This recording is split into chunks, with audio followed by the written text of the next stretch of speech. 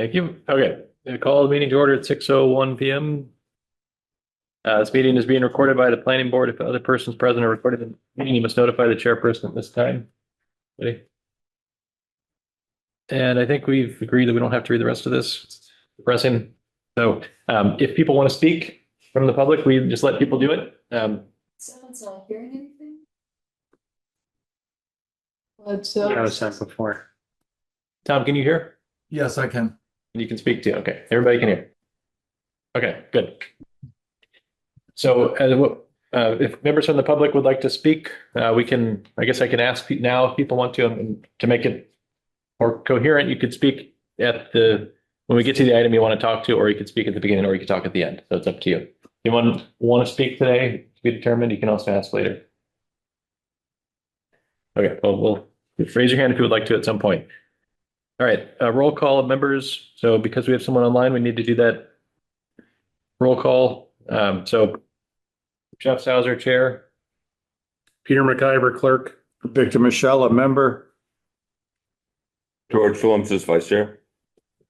Sarah Bryanson, member. Or Vicky's alternate. Tom Bledsoe, alternate. Okay. So the alternates will stay alternates today because we have everybody. Erica. We'll stay in our place. We're allowed to participate. Okay, next item, approval of meeting minutes of March 18th, 2026. Move to approve. Second. Any edits or comments? I had a couple things. Okay.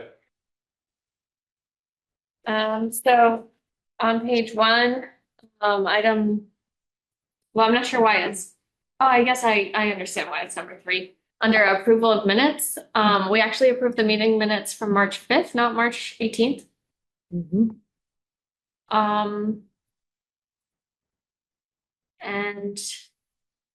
then another small thing is my name is wrong on page 2. And yeah, it should be Brown Anson on page 2. On the bolded section under motion. And that's all I had.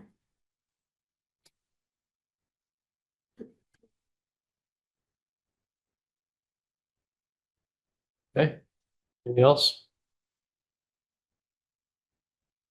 All in favor? Oh, good, roll call. Roll call. So if the alternates were not activated, do we have to do roll call? Can't vote, I assume not. Yeah, Good. he's not voting. Let's make it easy. All right, all in favor? Aye. All right. Updates from the mayor's office, nothing to report, I think. Okay, on to discussion items. First, presentation by and discussion with Franklin Regional Council of Governments on Resilient River Corridor Management.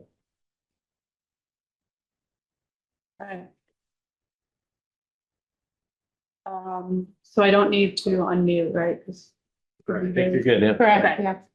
I'm gonna share screen. Or no, do I not need to? Yes. Yes. Um.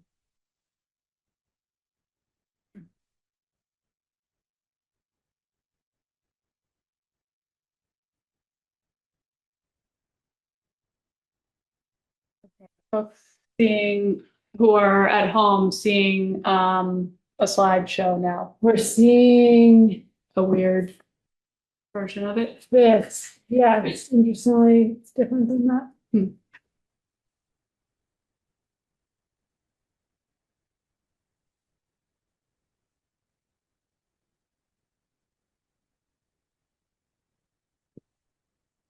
I presented it, maybe? Is that okay for you? You need this. Oh, well, I'd like to be able to see what's. Yeah, that didn't happen.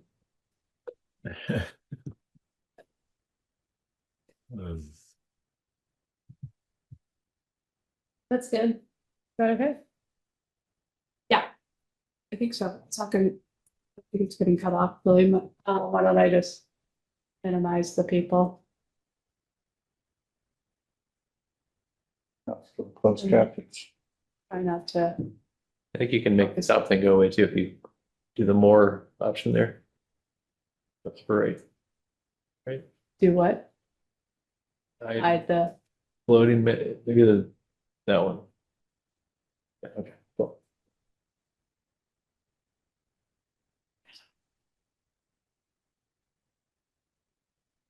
those, Yeah, you hit that little pencil icon, would that make those go away?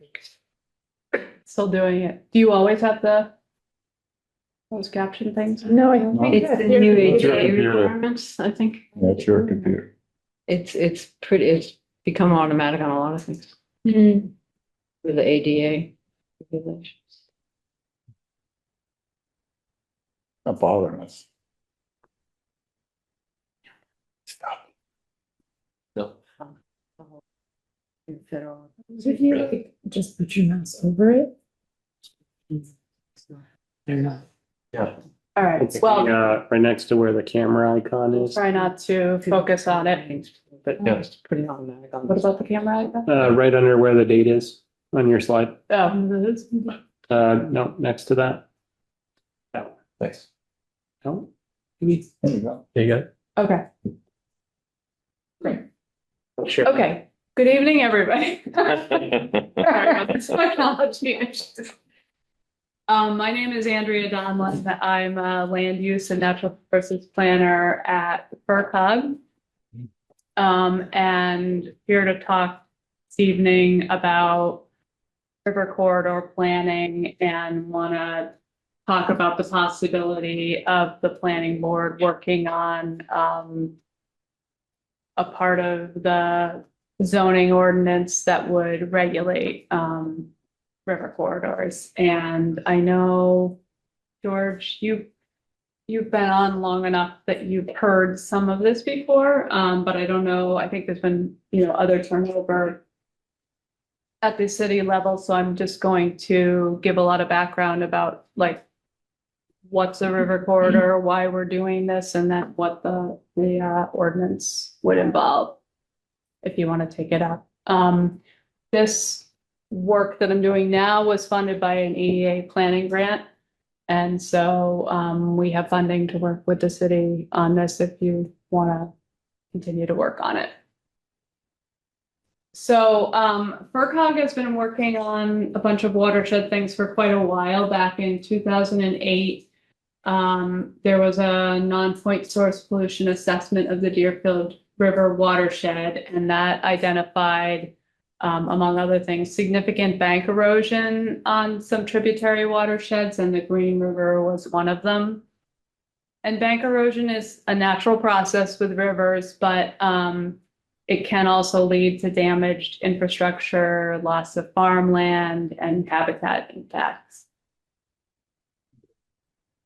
Then in 2011, Tropical Storm Irene hit. It was a huge flood in Greenfield, the Green River, lot of damage, and the USGS came and did some like post-storm measurements and determined that it was greater than a 500-year flood for the Green River. And this picture shows the Green River water supply dam, the river routed around the dam abutment, and the Eunice Williams Bridge was also unusable at that point. There was a sewer line below Route 2A that got blasted out, and there were a lot of things that had to be fixed after that storm. So FERCog continued to work on a sustainable approach to river and watershed management in Franklin County, and particularly West County, or like in this area in Greenfield, because that was the hardest hit areas in Irene. So the idea was to reduce conflicts between the river and the built environment and protecting the river itself. So the refresher on what a watershed is, it's the area of land that near rivers and streams that sheds water into a water body, kind of like a bathtub or a basin. Things drain into a river And there is a direct connection between watershed health and climate resiliency and how land is used or was used and will be used in the future. And the watershed conditions that impact rivers, there are natural conditions like soils and geology, topography, the climate, vegetation. These all affect rivers, as do human land uses like roads, railroads. Unfortunately, we've built a lot of roads right along rivers, and that has been an area of conflict. Levees and berms, floodplain development, bridges, culverts, impervious surfaces, channel straightening, dredging, land clearance, and dams. So then a river corridor is, well, rivers are dynamic systems. They move over time. They carry water and sediment, and they often increase in sinuosity, as you can see in the graphic in the lower right. That's like if you're skiing, doing downhill skiing, and you're bombing straight down the hill, you're going really fast. Rivers slow themselves down a little by making a curving formation. So if you're skiing, you slow yourself down by making a sinuous path down the mountain.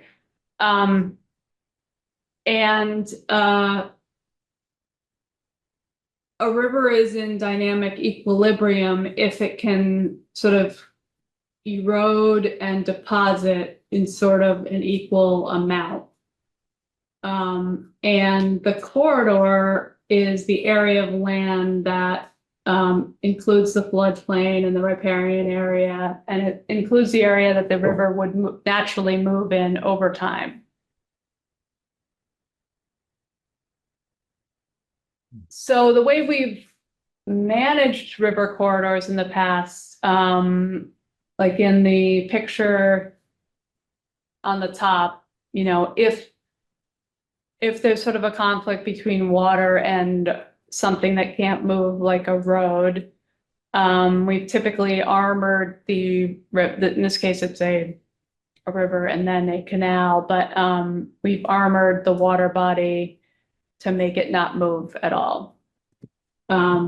We've also implemented some restoration projects, like the picture on the bottom, that restores some key river functions, like it adds roughness to the channel, realigns flows, while protecting something that you don't want to erode away. And then there's just relocating things, but that's really expensive, and it can sometimes be just out of the question. So FERCog looked to Vermont, which has a rivers program, and they really promote planning and designing and protecting river corridors to accommodate that meandering path, and to try to, and with the recognition that leaving that area undeveloped is often the most economical and environmentally sustainable way to be. Just avoid developing in the river corridor any more than we already have. So then in 2019, FERCog completed this river corridor management toolkit project, and I've got a bunch of copies on that chair. If anyone wants a copy, we have plenty to take. And in that project, they Field Geology Services, and Nick Miller in particular, if anybody's met him, he lives in the area. They developed a mapping protocol that's simpler than the Vermont method. And then they also mapped the corridor for the Green River. And also within the toolkit, they developed a model river corridor protection overlay district, which is what I'm coming to you to consider doing in Greenfield. And then there's also the option of protecting land in a river corridor, which Franklin Land Trust that's their wheelhouse. And they're here tonight.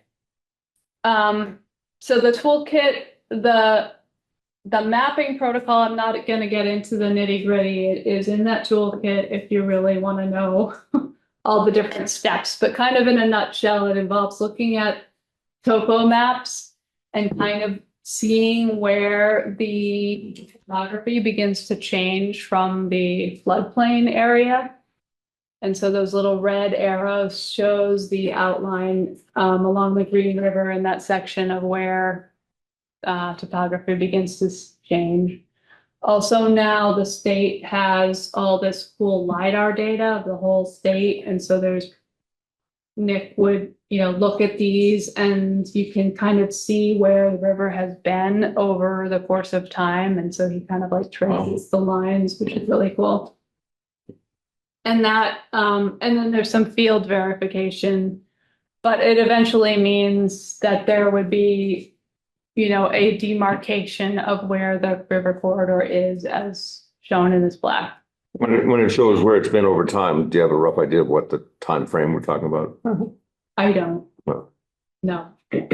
So they use the LiDAR to mark Yeah. this. I was wondering, are there any other local, when there's an event, has anybody been doing mapping along the Green River when there's like a high water event or like after Irene? Do people actually mark points? Because sometimes the detailing on those topo maps is insufficient to show really the nuances. Yeah, the topo lines, I don't remember what LiDAR is better. each line represents, but that's why one step is looking at the topo maps, the LiDAR is much more precise. Exactly. But, and then the field part would say like, does this match what I'm seeing here? And there's actually a little buffer to accommodate. If it did move in this area, then there'd be some more space needed. But yeah, the USGS did go out after Irene, They did. and to a bunch of different places, and they looked at things like, where is there, I don't know if you've ever gone out after a flood and you can see, leaves on branches that are normally way above the water line. They're clearly getting caught in the flow. So they mark these things and then did some, I don't know how they do it, but calculations on, what was the flow likely, because there is a gauge on the Green River, but it's up in Leiden, and they all became pretty much unusable because they were completely flooded out. Right. And I saw in your report, you had the firm maps from 2020. When was the firm map updated for this area, for the Green River? Or They're in the process. They're in the process of updating it, but they're not changing the floodline. oh, No, they're okay. just like, Because those are usually not very accurate. Right. I mean, you have to really go very local and see what's happened in the past, because they're not always very accurate, I've found. Yeah, I'll kind of get a little Yeah. bit to that. I was just curious if, that's yeah, all we really do, like the way I've just been thinking of it, is they're just digitizing. right. Okay. Yeah. So just to kind of sum up, the river corridor is the area that the river requires to achieve the equilibrium conditions. It includes the active channel, bars and wetlands and portions of the floodplain, terrace and adjacent slope. And it can vary in width because depending on the stream size and the valley conditions. So like the picture on the left, that's a much steeper slope. A river corridor for that stream is going to be much more narrow than the one on the right, which has more of a flat floodplain. So in terms of the river corridor concept, like how does this differ from the existing protections that are already out there? Okay, so there's the 100-year floodplain. Everybody's familiar somewhat with that. These are produced by FEMA, and they delimit areas that are subject to inundation hazards. So that means like being submerged by water. And the 100-year flood hazard area is the area that has statistically 1% chance of flooding in any given year. The ones for Greenfield and the rest of Franklin County were made in 1980. And up until now, they've been just on paper, and those are the official maps, the digital ones that are that are a draft form right now. But they really don't account for the increased precipitation we've had Wow. and climate change They're not experience. They really haven't kept up with. So the new maps are just the 1980 maps digitally. Yeah, it helps, but, They're not. yeah, they're not like Do you have a, representing. does anyone have an estimate of what today's map would look like? Is that something that's evident just from the topography, or is it more complicated than that to or when might they be remapped for real? Or do we have any clues? I don't know, it's taken them Yeah. this long to just do the digitize. So I don't want to predict. Some towns are actually doing their own mapping based on events. Like Yeah. Hatfield, they were looking at doing that. And I know in other areas in the country, because FEMA they can't do it. Yeah, They just don't have time to update Right. these things. And I don't know what the process would be if we input data based on what's happened, if there is a process to update the maps or not. But anyway, Do you know the I don't- percentage increase in precipitation from 1980 to today? You're saying there's a change. I'm just curious to know what the percentage not is. offhand, there's a lot of predictions of like what it will be over the next several decades. I don't remember 1%, offhand. 10%, 50%? My guess is it's They're- more just they're larger saying scale yearly. events. Well, they're also saying we're gonna saying- hit the 100-year floods yearly. It used to be intermittent, but they're happening. Just Much more asking frequently. about the data. So I don't have any Yeah. data that says what the percentage precipitation increase is since 1980. I mean, I think it's not just a average annual increase, which I don't know what that is, but there's also different statistics like the flash flooding, like certain events, like a 1 hour event, a 1 day event. These are getting more But it's hard for us extreme. to do anything without any data to base it on.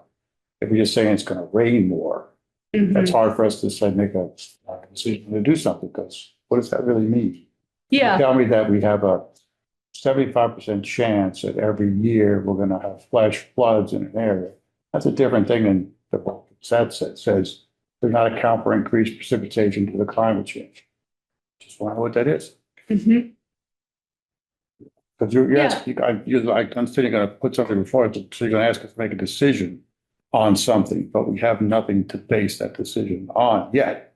Hoping there's more in here, but Yeah. there's nothing that says you should do this because of this. Well, why don't I finish Sure. and, or keep going and then see if that still matters to you about the data. But the other point I wanted to make is, so the 100-year floodplain is an area, it represents places that have been submerged by water, by floods in the past, basically. And it doesn't account for places that are way above that, but might get eaten away. The bank could change, location could change over time. So Greenfield already has a floodplain overlay district that is based on the FEMA 100-year floodplain maps. And basically you're all familiar with this because you're on the planning board, but there's a special permit requirement through the ZBA for any development in the floodplain district. And projects have to make sure that, and if it's going to get a special permit, that it doesn't decrease flood storage capacity or increase flood levels. And the director of planning is the official floodplain administrator for the city. Then there's also the riverfront area, which is something that got designated in 1996. It's a regulated area that borders all perennial streams. So they streams that flow year round. There's a 200-foot setback from the mean annual water line on both sides of the stream channel. And these can be mapped and are approximate locations. The true location of the boundary is something that requires surveying.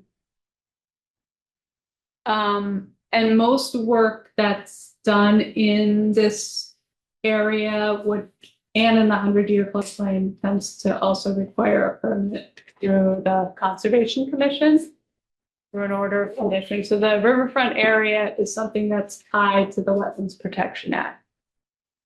And the Wetland Protection Act limits activities in that area, not uses. So like if you put a building, it's just a building, putting in a building. It's not like, is the building an ammunition storage area? Does it have fuel? Is it a house? You know, that's a use. So the activity is just building something, putting it there, or cutting down trees or whatever. Yeah, I was struck by that in your, what you shared with us, that distinction between activity. Yeah, because it has come up before, like, why don't we just put this into the wetlands bylaw? But it's very different than the wetlands bylaw. So the River Corridor Protection Overlay District, the point of it is to avoid risks posed by the fluvial erosion, and these pictures show extreme cases of fluvial erosion. This is not water inundation. This is like bank movement. With the hopes of preventing, you know, like that if you prevent further encroachment into this area, it minimizes damage. People investing all their life savings into building a home would not then lose their property to flooding. And this will also be beneficial for the ecosystem. And how are we on time? Can we? Okay. We have until midnight tonight. Sorry? We go until we're done. Okay, all right. So, Right. the mapped corridor, I have a couple slides that separate the Greenfield part of the Green River into two areas. This section goes from the Coleraine Greenfield line down to I-91. So, just some landmarks. So 91 is down here. Green River swimming area is here. And like this is Camp Kawani up at the top. And you know, what else is memorable about this? Where's the covered bridge? I think that's or it might be outside of this viewing area. But the darker blue line is the Green River itself. The green line shows the approximate 200-foot riverfront area. The shaded baby blue is the approximate 100-year floodplain. And then the black line shows the mapped Green River corridor. So in a lot of areas, the river corridor is pretty similar to the 100-year floodplain. But there's a couple areas where it's wider. But so far, there really isn't that much development in this part of the Green River that's in the river corridor. There's some of this Camp Kawani buildings that are, there's a couple of them that are in the floodplain, but then there are others that are outside of the floodplain, but within the river corridor. And then everything else, you know, a couple things here. The Green River swimming area building, those were put in, you know, they're in all of the regulatory areas already. So like they just predate any of these regulations. But the Green River has moved around a lot in this section over time. It needs kind of a wide-ish area. And a lot of times those seasonal uses were allowed in riverfronts because that was part of the use. Yeah. So historical, like a camp or the recreation area, they would have made exceptions. I don't think you can anymore. The Rivers Protection Act, you can't do any building, but in the past you could. So which of these drawings that shows the corridor is the more accurate? You had one early on, which basically showed it from mountain range to mountain range. One of your earlier photos had the corridor. So, and this one is much narrower because the other one included all the housing development, everything in the meadows, and all that was quote unquote in the corridor that you showed on that map. That slide, it might have shown this, I don't know, but there was, It went for from- whatever It went from reason. mountain to mountain. The LiDAR one, was it the No, the one LiDAR? before with the dark, One. the heavy dark, you said the heavy dark line was the corridor. And that went from the mountains on either side of that whole valley. At least that's what I saw. There's the southern part of the Green River that And she had, show, are you talking about the next slide? no, the slide, she had one of her earliest Can we slides. go back to see? Your earliest slides you had. I'm just wondering if it's the southernmost section. Is it that one? No, one more. Because that's for the corridors. That was it. The meadows, because it shows outside of the, No, that's it. the I saw houses one there. had a line right down at the ridge line there and. Maybe I'm, there it is, a lower one. See the lower that one? one, The yeah. dark, aren't the dark lines showing the corridor? And that pretty much included everything in there. Yeah, you're right. I don't know So I'm if sure this was which- like a preliminary thing, but the way it's mapped as a result of this mapping error. That's the one we should be concerned Yeah, about. is that, yeah. I mean, that could be a 500-year line. That's a big difference. That other Is there one. is there a 500-year line? Yeah. That's been mapped somewhere? I think there's a FEMA 500, yeah. Is it dramatically different than the 100 or? Ooh, I don't know if we have that digitized. I think Ryan just digitized the 100-year. Yeah. Oh, yeah, we did. George, I think it's, I mean, to Victor's point too, it's just, that might be the maximum amount. We could ever Yeah. imagine it being, That would be the 500-year. not to say that that's going to happen anytime soon, but just to get a feel for what is a realistic. Like, I guess one question I have is the black line, to what degree is it a function of the topography versus the history of where the river's gone, with the presumption it could go back into that place, or the nature of the soils and, you know, the physics of how rivers work, like, and it's how much tolerance, to Victor's point, into the fact that the 100-year floodplain is from 1980, like how confident are we that this is really the natural constraint of where the river would ever go versus it gets updated and then it spills all the way from mountain to mountain or somewhere in between? if I understand your question, how confident, I think that would be a question for the fluvial geomorphologist who did the mapping of the. Maybe a follow-up question, then if we were to, so you said that you have funding to keep going, is there more research, is the mapping gone, does that go further with the new funding, or is this the map we have? And the next question, and it's more about the policy question, what do we do with the map?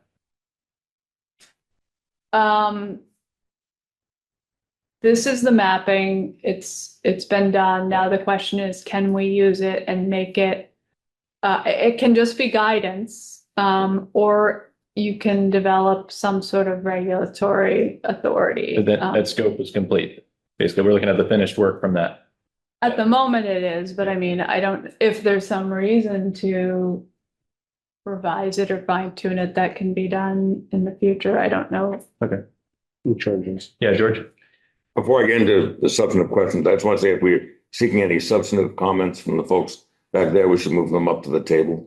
So it'll be captured on the microphone. Okay. So, Next time if you. so I'm just trying to, get a sense of the relationship between the, riverfront area, the 100-year floodplain, and the river corridor. Because it looks like the river corridor, in this example, everywhere exceeds the 100-year floodplain. It does not, it in some places is less than the riverfront area, Yes. right? Yeah. So those things, it doesn't always exceed those things. It's an interesting Right. interplay of those variables or those categories. Yeah. Mhm. So that's what I was trying to get a feel for. Well, the 200-foot riverfront area doesn't care about the topography. It's just 200 feet. I mean, Okay, yeah. point taken. Yep. So will it always be, will the corridor always exceed the 100-year floodplain? It does here. I haven't looked at all the corridors. Do you want to come up to the? I think it normally would, but I was just about to. unless something has changed. Yeah, I've seen, Do you mind announcing? sorry, yeah, I'm Allison Gage. I'm the Energy and Environment Program Manager at the Franklin Regional Council of Governments. I work with Andrea. Just looking at all the other river corridor maps throughout the county, I've seen very few instances where the 100-year floodplain goes outside the river corridor. Usually the river corridor is the maximum extent. Thanks. Have you seen instances where the river corridor is significantly beyond the? 100-year flood? Yes, yeah. Hmm. What's it like, you, on the next slide, is it the southern portion? Okay. Yeah, this Yeah, one's- so this is the downstream part, from I-91 down to where the Green River meets the Deerfield. So this area here, I think is like where GCC, the little traffic circle is.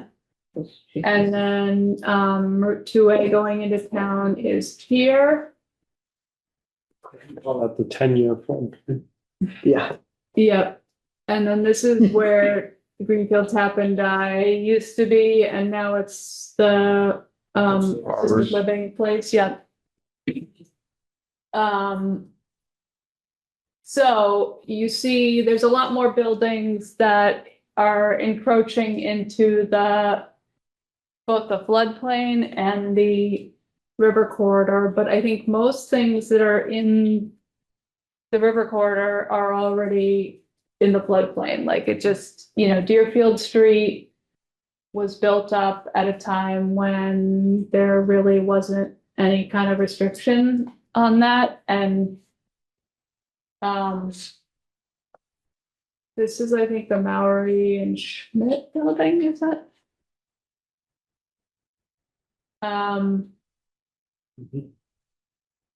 The only thing that is really captured, or the main buildings that are captured in the river corridor that aren't in the current floodplain are the, what are they called? The, Greenfield Gardens Yeah, those are apartments really- there.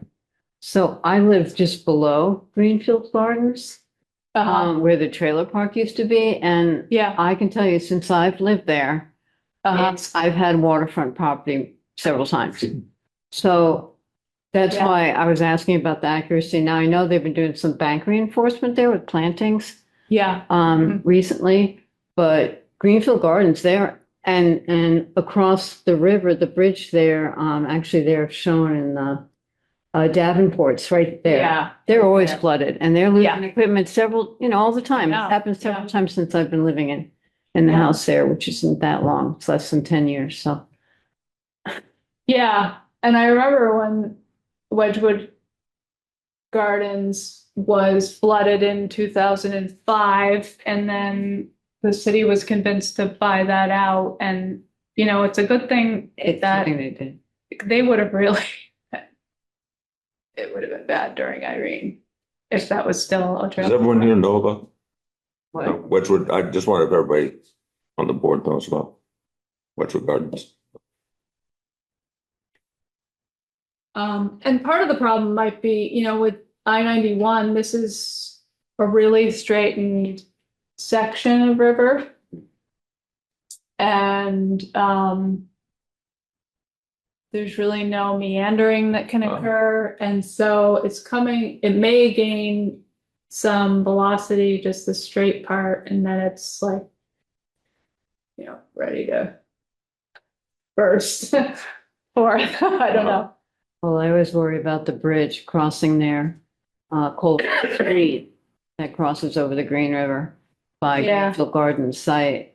I mean, the water is to the underside of the deck each time. Right, yeah. And I don't know if they're doing improvements on that. I know they're doing improvements on the I-91 crossing, but at some point that there might be some serious issues with Yeah. that bridge. I mean, that bridge is closed now. I don't know if are they redoing the whole thing? And is it, They had to do all the one over 91. They had, no, on, Coleraine Street? no, that's still open. It's the one on 91 that's closed. No, The one that. West Street closed. Oh, right, yes, okay. I keep thinking. I Oh, put it it's, down there, but it's the yeah. part that crosses over 91. Yeah, you're right. Mhm. The over the river, it's still there, but a lot of times it's closed when there's a storm. Yeah, It's happened a few times in the last few years. Yeah. Because the water's too high. all right, so I have some copies of the model overlay district that I can hand out. And basically the way it was drafted, it's a model, so it's just like a generic thing that Greenfield, if you wanted to move forward, you would decide how it would work into your own ordinance. But it starts out with the perfect purpose of the district, what the scope and authority is, then establishment and delineation of the river corridor overlay district, how to rectify boundary disputes, what the procedure is for that, who's involved, whose responsibility is it to demonstrate that it is or isn't outside of the overlay district. And then like the meatier part is what's permitted, what uses are permitted within the corridor. Would you want to allow new primary structures? Vermont doesn't allow it, but that doesn't mean you would. And then, another route would be to, rather than disallow it, require a site plan review for any new structures, but that would be the thing that you wrestle with. So does Vermont allow people to build, for example, on pylons or things like that? Or they just say, no building at all? I don't know. Allison, do you know? I think it's either An expert. whether you're in or out of the corridor. I don't think, pylons. In the corridor? Yeah. You don't know if they allow like I think if they're not allowing any development in the river corridor. Okay, okay. Regardless of. Okay. Yeah. That's one distinction I want to maybe clear up is the purpose of the river corridor to protect people from floods or to restore the river in more of a philosophical way? Mhm.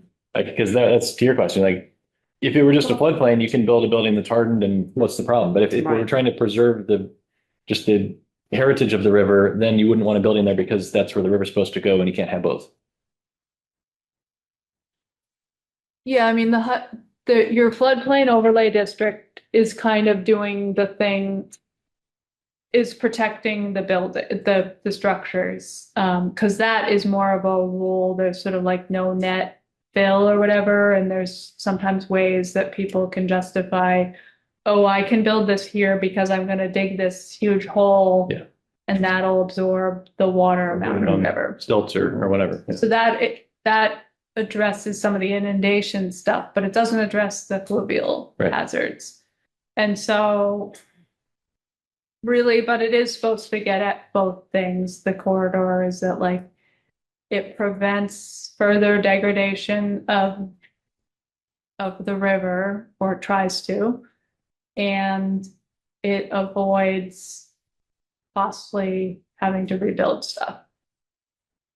And that goes to the purpose. The first section of any part of the ordinance should speak to its purpose. So Well, and no, go ahead. Okay, well, so then the rest of the sections are, like what kind of activities or uses would you need a special permit? What things are absolutely prohibited in the river corridor? How would you address any modifications to non-conforming structures that pre-existed there? Then it has the section on development standards.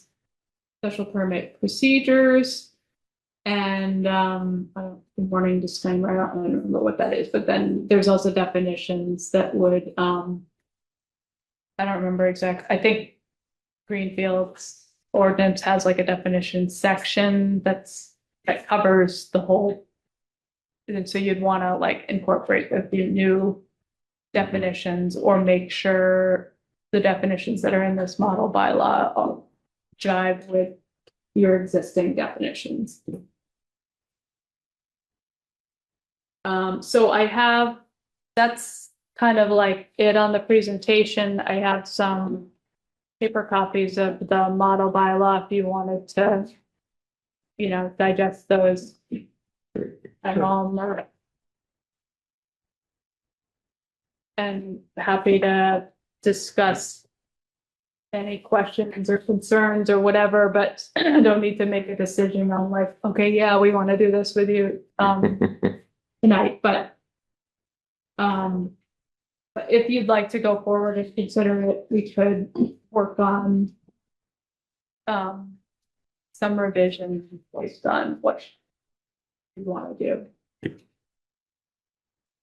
I have a question. Yeah. It's about kind of the scope of this project. So we only saw diagrams or maps of the Green River, but there are other rivers in town.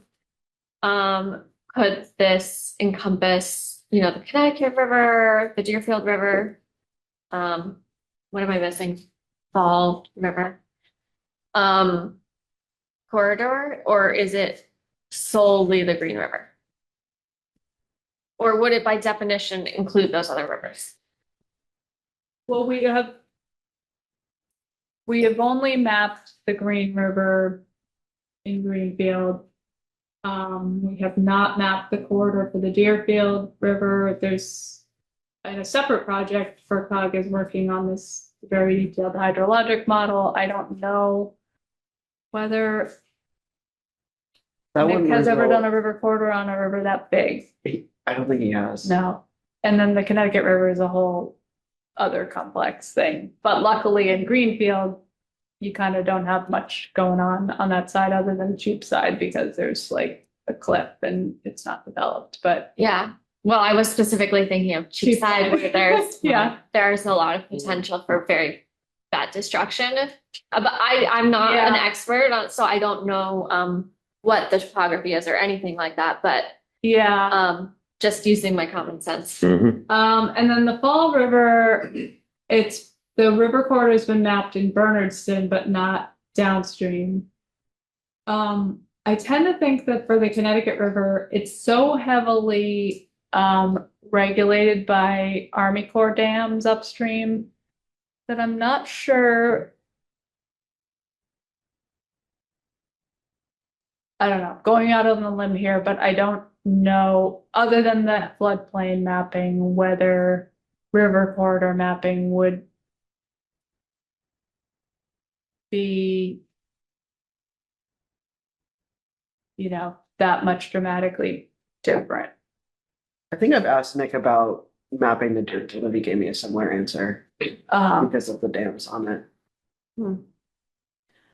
But going back to Jeff's previous comment about, are we looking at restoring this river corridor to enhance our resilience, or is it just about the building, how we build and activities on that river? There are some communities around the country that have been actively developing funds to acquire land in these corridors, so people don't have that economic loss of their real estate investment.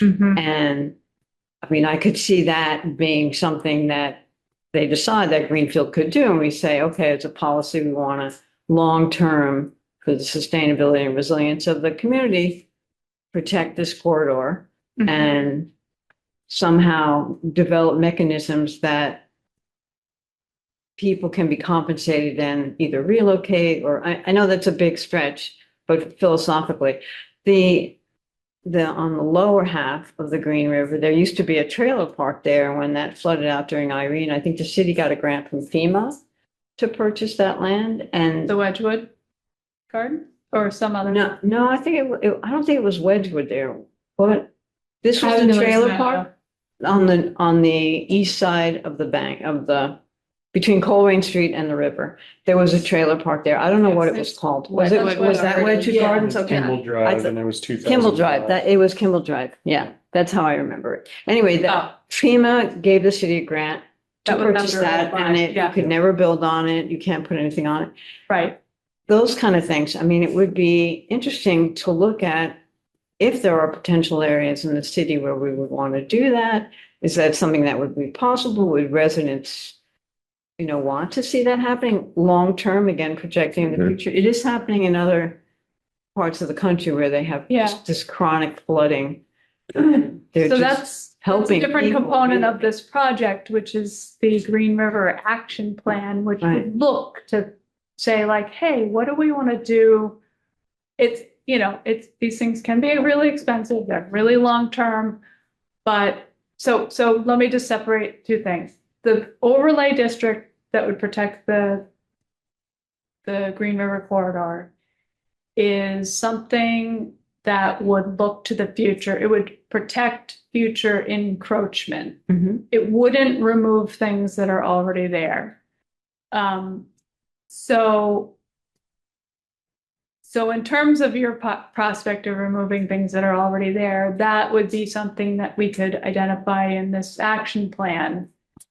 And it would, all of this stuff is like, any action is not funded at the moment. It would be kind of a dream, but, is it in Greenfield's interest to start moving away from the Green River? And the argument could be made that yes, that would be a good thing because the Green River needs to move and it has moved over time based on those, the LiDAR and everything. And parcels change hands all the Parcels, time. like and if we- Davenport, Right, if there's numerous an times, opportunity. somebody has shelled out money Right. on those damages, and so obviously they want to continue being a viable business. But if that parcel, if they decided, we're retiring and we're not selling the business or whatever, or we bought this other place, then hey, that would be an opportunity to take that out of, I mean, once you have something like that in place, even if it's aspirational, at least it's there. And then if the opportunity arises, like, oh, wait a minute, maybe we should do something with this. We've got this situation now that maybe we should acquire this. Or maybe Yeah. we should. But if it's not there, it's off the radar and it never Right. happens. Yeah, so I mean, identifying the stuff, at least it's on the radar. It might take years and years and years before anything is able to happen, but it still would be good in terms of long-term planning to,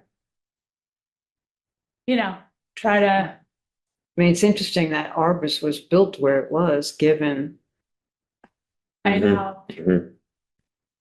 that, you have people there who are not easily. cannot exit a Yeah. building on their own. It's a different use, it's an I use group, institutional people Yeah. that help.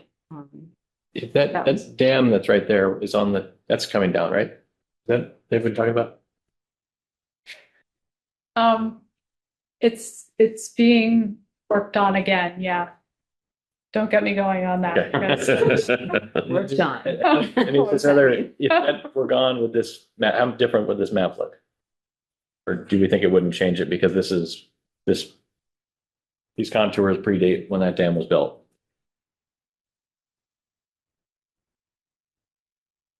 I think they were built in the 40s or 50s. Which if this is based on the 80s mapping, then Seems that it's still there. I would assume so. I don't know if taking dams away helps or hurts makes this worse or better. Well, so the first dam was built a long time ago, like many hundreds of years ago. And it's, it doesn't really hold back a lot of water. It's a run of river, you know, and so it might impact it on a slight scale, like actually it might come, well, the floodplain might change. I don't know about the river Yeah. corridor. But not a huge amount. And then the second dam underneath the Mill Street, when Connecticut River Conservancy did a lot of feasibility studies for the removal of that dam, that has a lot of sediment behind it. And they found that, or the consultants found that, like, if that dam came out and it was just allowed to flow, the sediment migration would be such that there's a sewer main that's on the bottom of the Green River underneath the 2A bridge. That pipe would be 12 feet in the air, crossing, you know, air instead of the bottom of the river. So, and then it would potentially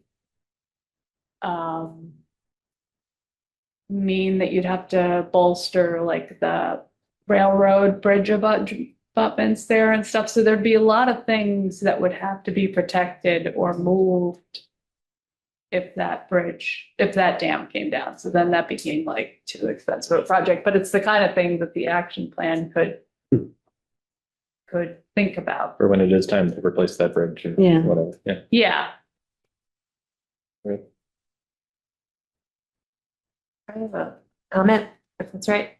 I'm Emily Boss. I work for Franklin Land Trust. And I'm also assisting in this project with FERCog. I also am on the Conservation Commission, and the Open Space Task Force. I just wanted to say that it was interesting looking at the northern portion of the Green River versus the southern, where there's less development already in the northern portion. That part of town has more larger parcels, more agricultural activity, more open areas. So there's already a lot of conflicts and constraint on the river below, but having this area where there isn't is a real opportunity to be able to avoid future conflicts. And also for restoration work or other things that might be useful to slow the flow or increase the meander to work with the natural systems. So it's there's a benefit there that that northern part can help release the pressure on the southern parts. Good point.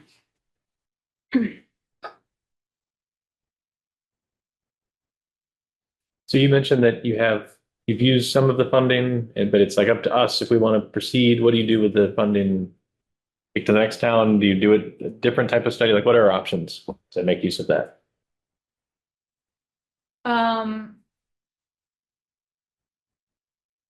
So your options are, I'm available to work with you in whatever capacity until like there's more time before the end of June, and then sometime between June and December.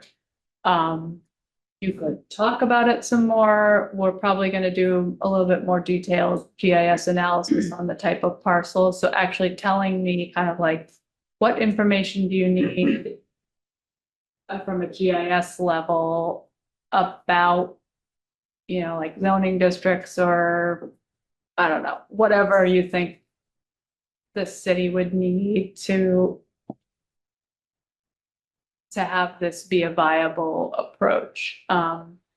People might be concerned about the values of their property being taken away or whatever, like what kind of more information do you need to deliberate on either moving forward, not moving forward, or if you do move forward, what direction you go on the various, what's allowed, what's not allowed, and that kind of thing.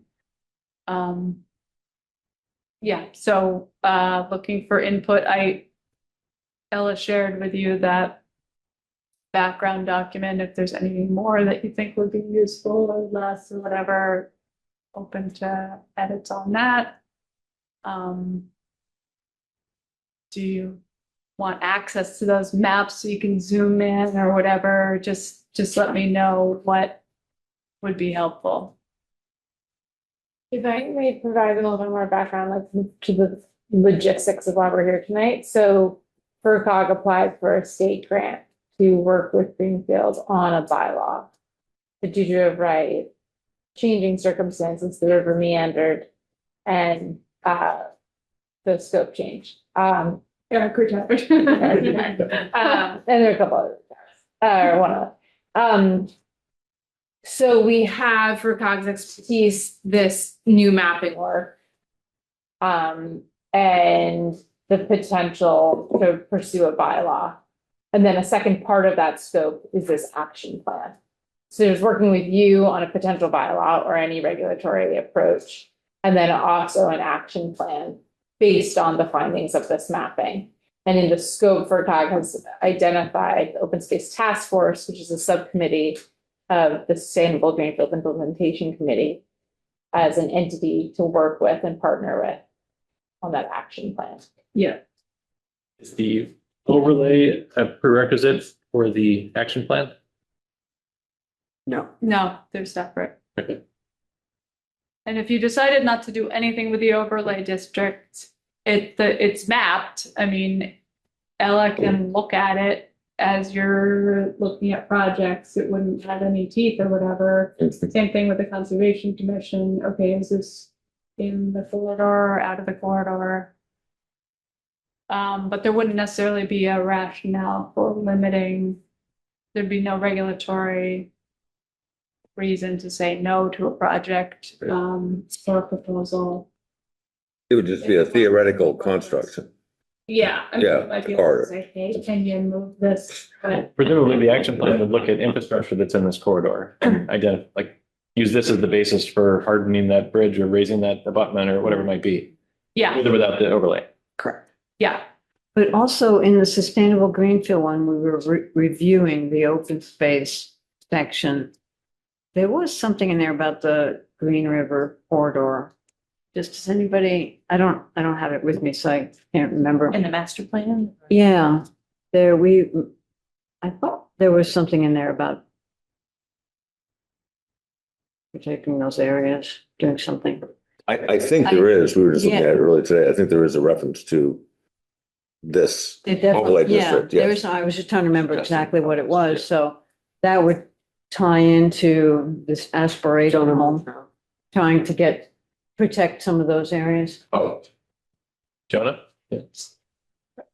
Hi, folks. I'm on the next item, but to chime in on this, the new chapters that were just updated did include language that I think it's very similar to the Open Space and Recreation Plan, which has an action item that says consider zoning changes to add a Green River overlay district to ensure public safety and healthy watershed functioning along the Green River. So there is that language that's in the OSRP 7-year action plan, and I believe the new updated master plan chapters had a similar line. Exactly, that was my recollection. There were two more layers of information that I could think would be helpful. One is just a little more context on the corridor, like if the 500-year line exists, or like I'm skeptical that whatever we thought, wherever the river used to want to go, it's going to have a different personality in the future, potentially. So, it would be a shame to sink a bunch of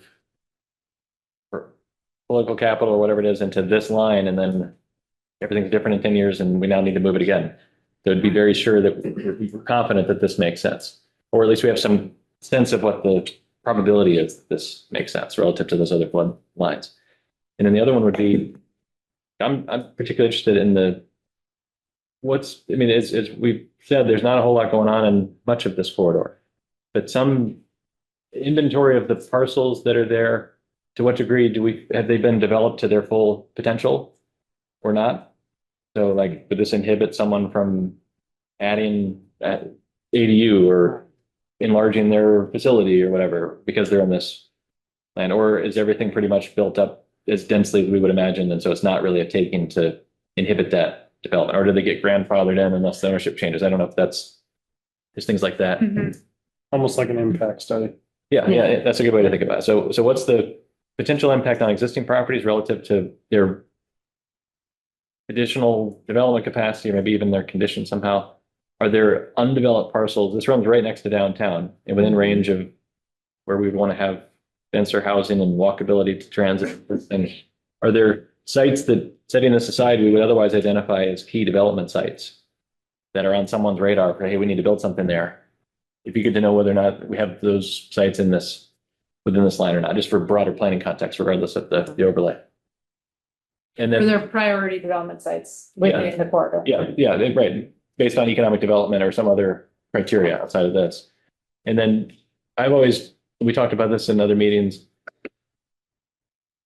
having some recreational access to the, some continuity of the bike paths, those sorts of things. Is an overlay or some regulatory change open opportunities to add those sorts of things? Like if you're going to take away development capacity, it's easier to get support for it if you can give back something that people are going to be really excited about. That might even enhance the property values. Exactly. That maybe they can't be developed as much, but now you're on a really popular rail trail that everybody loves. And there's lots of examples of how those can enhance property value and livability and those sorts of things. Well, Someone raised their hand. Yeah, Tom's got it. I remember this did come up during the discussion about the chapters around Fall River. And when we were actually doing a site plan and a subdivision of Fall River. And Jeff, there was discussion about, what about the Fall River? Because it's sort of forgotten about. And is there access to recreation? And, the answer was there really wasn't that much. And if anything, it might have been on the Gill side. But I remember we had a discussion about the Fall River in particular about, how to make more recreation access if it was at all possible. Yeah, that could maybe that dovetails with the action plan. As you take away development, you replace it with trails, and can those trails be paved? Do they have to be dirt? Is that those sorts of things? So it's kind of just hitting as many birds as possible with the stone that we happen to be holding. And making it win-win for everybody. Yeah. well, I think the kind of open opportunities would make more sense in the action plan, because I can't think of like a zoning bylaw thing that would somehow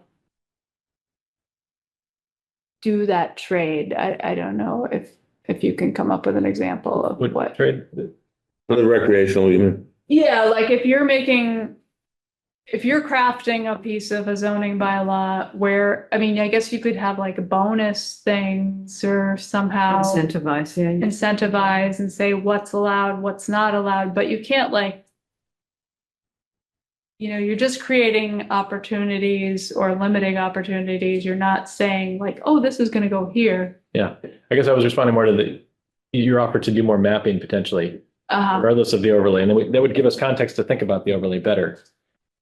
There's also the bike plan, the bike study that Conway School is doing, which looks at some of these same areas or adjacent areas. So to integrate those two. So if you just, if it's in the mapping, just like where is there space where would it make sense, and or there's right of way potential for a path. And we have that, and we look at their plan, and okay, look, we can connect these dots, and whether or not that becomes part of an overlay, it seems like it would want to go in the action plan, but it also can just inform Greenfield's broader planning efforts to tie these things together. Okay. Yep. Is this data on the GIS as one of the as a layer on our GIS, ArcGIS for Greenfield? Not publicly. Okay. They have it. Yeah. But you haven't. Okay. Andrew. Yeah, in the overlay, there's areas where there's permitted uses and prohibited. Can that be tailored to match some of the local priorities, like what you're talking about? Yep. Exactly what you want to be thinking about. Yeah. I'm just wondering, looking at the history of the river's meander, and we're also looking at, if you compare the northern part to the southern part, the human history and how much the southern part is so built up. And an overlay district doesn't have to be, it doesn't have to be for the entire river. Ideally, it would be, but it could be. Couldn't you just have that river corridor overlay for the northern section? It would have some benefit, of, slowing things down and allowing more natural, but in the southern section is an area where we've been talking about in other aspects of planning. We're trying to increase, density of development and stuff. It cross purposes in some ways. So I'm just wondering about that way of thinking of it. Out there. Yeah, I mean, the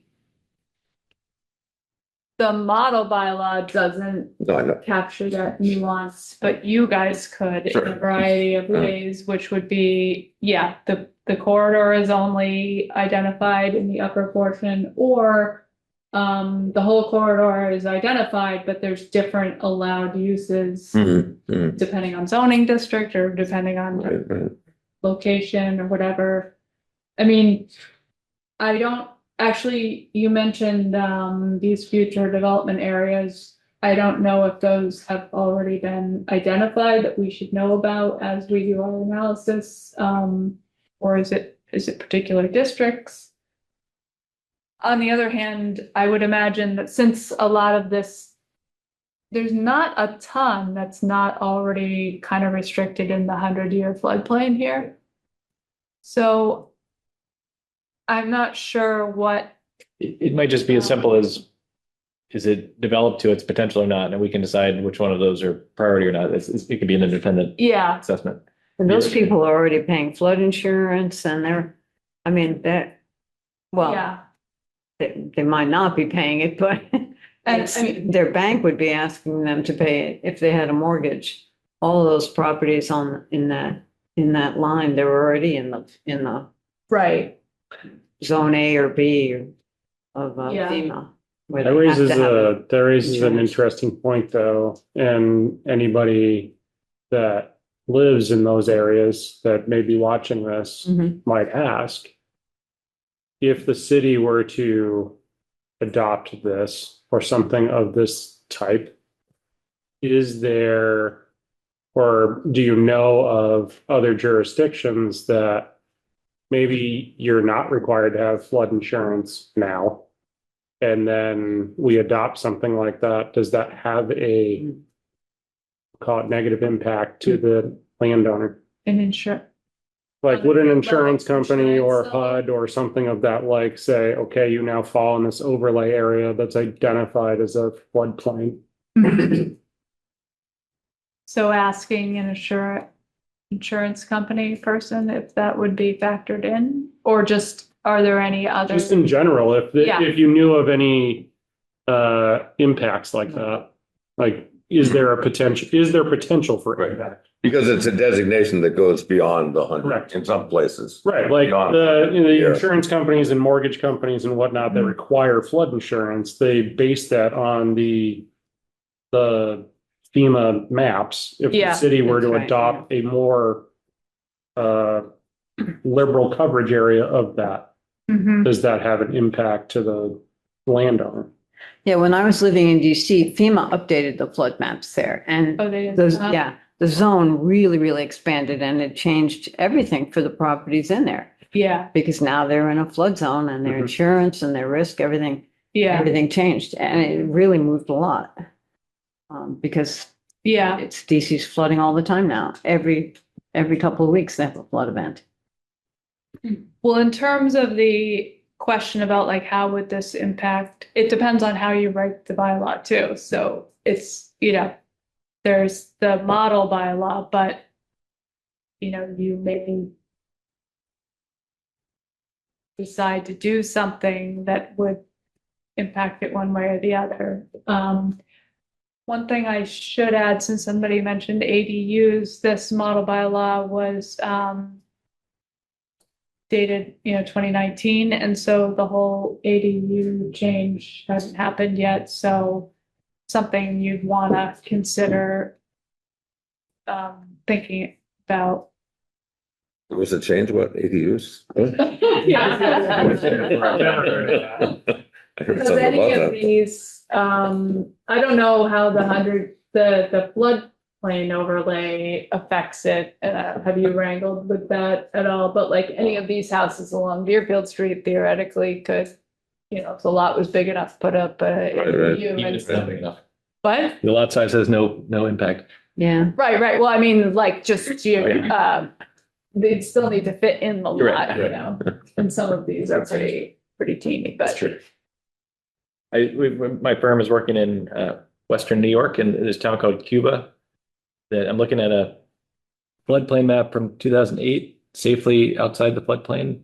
And they just updated the maps and the entire downtown is in the floodplain practically. Yeah. So it's what you're saying, Eric. It's Yeah. not just it moved 100 feet, it encompassed the entire community in a completely unexpected way. Yeah, Floodplain or the corridor? The designated floodplain, which now will cause everyone to have to get insurance. Yeah. I mean, it's very, at least it's a draft map. They kind of sometimes release these things and, mhm, but I guess, the action plan, that's why I'm personally skeptical of the line. Not that they didn't do due diligence and did all the right methods, but The line for the 100-year or the line for the the corridor? 100-year line is independent of the river corridor line. I guess it's maybe good that they're coinciding to the extent that the methodology to derive the black line looks deeper into history somehow. Which is going to be more accurate. Yeah, as long as the topography is what it is. So if we can have more confidence that this is a line we can bank on, especially when it goes through all sorts of developed areas, and it's going to be disruptive potentially mhm. economically. The more confidence we have there, the more we can feel like we can move forward. But the action plan seems really valuable Mhm. regardless. But it's interesting because we have a lot of areas in Greenfield with outcroppings. And by somebody I work with owns a parcel right abutting the fairgrounds. And there's a steep area there. And there was a big storm and that whole side collapsed and had a huge impact on the fairgrounds. Just because of a heavy rainstorm. And, you know, we think we're safe if we're higher up, but Mhm. there's a lot of, you know, we've definitely overbuilt the whole world and there are a lot of impervious surfaces and it's going to create these extreme events now that nobody planned on because water needs to find a place to go. So I think having these, looking at this Green River corridor and the other waterways that we have, and because there are also these hidden creeks in Greenfield that have all been put underground. Right where I live, there's a sluiceway of water.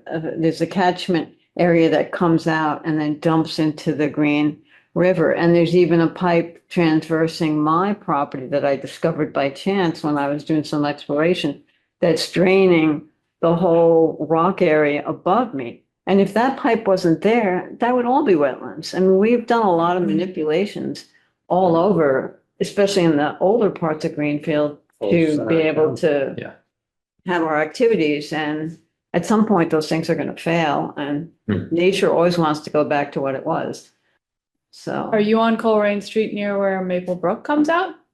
is that what it's called? I'm right on Barber, which is next, Yes. parallel to Elm Street. And is that Maple Brook comes out right there? Oh, Yes, yeah. That's, yeah. That's like the And entire. right behind me, range of it's downtown all Greenfield. swampy wetlands, Yeah, but, yeah. yeah. And that whole wetland area goes behind Ford Square. It runs parallel to Ford Square. It goes underneath Oh. Elm Street and then it comes out there, Maple Brook, whatever it's called. I didn't know what the name was, but yeah, Yeah, It's yeah. basically its There's termination a point. ravine, It comes right. down into that ravine and that goes down it to the goes right river. out, right? Most people don't see that. And Greenfield's full of things like that. Yeah, yeah. That to be able to build, we've buried and channeled. There had been a question earlier about alternatives, and I wonder if it's all right if I talk about conservation. So as a compatible alternative, so it can be used with or instead of an overlay, conservation of land has similar outcomes where you're putting a legal restriction on the land that needs to be respected by future owners that it can't be developed. And so that sometimes is used if in places where there is no overlay, you might want to conserve a river, but there's no protections except for the riverfront resource area. So that is another possibility where it's specific, it's parcel by parcel. And then the difference is it's not being, it's not something that's placed over the region so that anyone has to deal with it. It's based on the agreements made by individual landowners. So that's another option that's there that has similar outcomes, but it just has a really different position in terms of the decisions, who's making the decision and how it's come by. Are any of you familiar with what Northampton did along the Connecticut River? Like just that, there's. The Meadows area? Yeah, that whole Meadows area, and because there were a couple of lawsuits of people who wanted to build and they wouldn't let them build. Even the fairgrounds there had to raise their buildings up when they did renovations because it's all floodplain, and they've now acknowledged that, yeah, it can go into these areas. And I know a lot of people are really upset, but and the landowners who were there because they couldn't develop in these areas anymore. What was there, and that was it. They couldn't increase the footprint, but people get over it. Yeah. And move on. But when these fields flood, that's, you can't deny that. Flood often. If you're there, you're gonna lose everything. So what's the point? Yeah. About it. So what do we do next? Do we Might be make, interesting we over there. keep this on our agenda? Have we given you homework and that you'll go do that, or what would you suggest we do next? Yeah, I have some questions to take back, consider with the mapping, but I think, you could invite me to a subsequent meeting, either now or, discuss the next time you meet without me or whatever, discuss what you want to do. If I was to work on the bylaw, then I guess we should come up with some next steps of like, do you need more of this information? You have copies now, think about what, the bylaw, I keep calling it a bylaw, but ordinance in Greenfield. What would you want to consider? What would you want to discuss? Sounds like for you, Jeff, the confidence in the boundary lines matters. I don't know if anybody else has things that are like do or die questions. The boundary, I'm kind of, to George's point, I guess I have a different attitude about it out in the meadows versus in town. So I don't know if that impacts those other questions, but it has a different impact on the built environment, economics. And what do other people think? I'd want that boundary line really based on historical and accurate, not on just a large scale topo at 5 feet gradient, 10-foot gradients. I'd want something really accurate. Well, do you want to read the methodology? I could do that. I mean, we could also, he's not paid on the grant, but Nick Miller could come or zoom into a meeting and describe what his process was or something. We can see if he's willing to do that. Are there any waterways upstream from the Green River that FERCog is looking at in other towns that feed into? Thanks. Some future work that could happen would be to map the corridors of tributaries to the Green River. That has not yet been done. But like Hinsdale Brook is one area that, might be considered, but maybe all of them are. Hey, Jeff, can I make one comment? Sure. Just George, your notion of thinking about the lower and the upper end differently of the Green River, I think that's very interesting. I hadn't really thought of that. It does seem like the cost benefit concept would be very different in the two sections. There's a lot more potentially negative impact on existing owners, which have uses that are fairly built out already. So the benefit gain there isn't as much, it would seem, yet there's going to be a lot of potential conflicts around owners with existing uses and, whereas on the other end, there seems to be more potential upside and less kind of friction. So, given that, Georgia, makes me think that maybe there is real some benefit in thinking about if we're going to tackle this to, think about doing it differently in the two sections. The emphasis on avoidance of, proactive, and you can do that in the northern Right, section. right. So, That's all we've done. Yeah, it seems like there's more upside there, potential. and it can have benefit to because it's down to the downstream. Definitely. By- I mean, by- if the upper part got, significantly built out, which may or may not happen even without this, Right. but if it did, it would make damage downstream worse, probably. Jeff, in a way consistent with the housing plan, which is trying to do more concentrated development in the existing built-out areas and less in the rural areas. It's kind of a similar situation here, where we have a river that has gone through a fairly urban area and then it's more open and natural, and trying to continue to protect that part of Greenfield's natural ecosystem. It seems like focusing on the top area kind of really is in alignment with, the other strategy of preserving all the land up there from development as well. Yeah, especially if it's true that mitigation up there takes pressure off downstream. That we're Right, mutually beneficial. There's no real loser there, right? Yeah.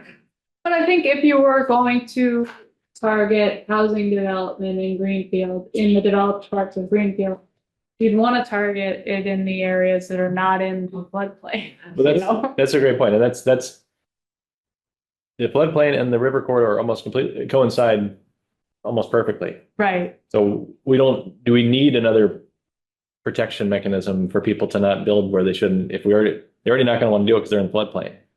Right. They're already not going to be able to get insurance and all these other things. So do we need to add to that, or can we just let that kind of take care of itself? And they already have to go through special permit Process. with the ZBA, It'd be if they're in the floodplain, right? Yes. Yeah. Yes. so the regulation to throw out. Something to think about,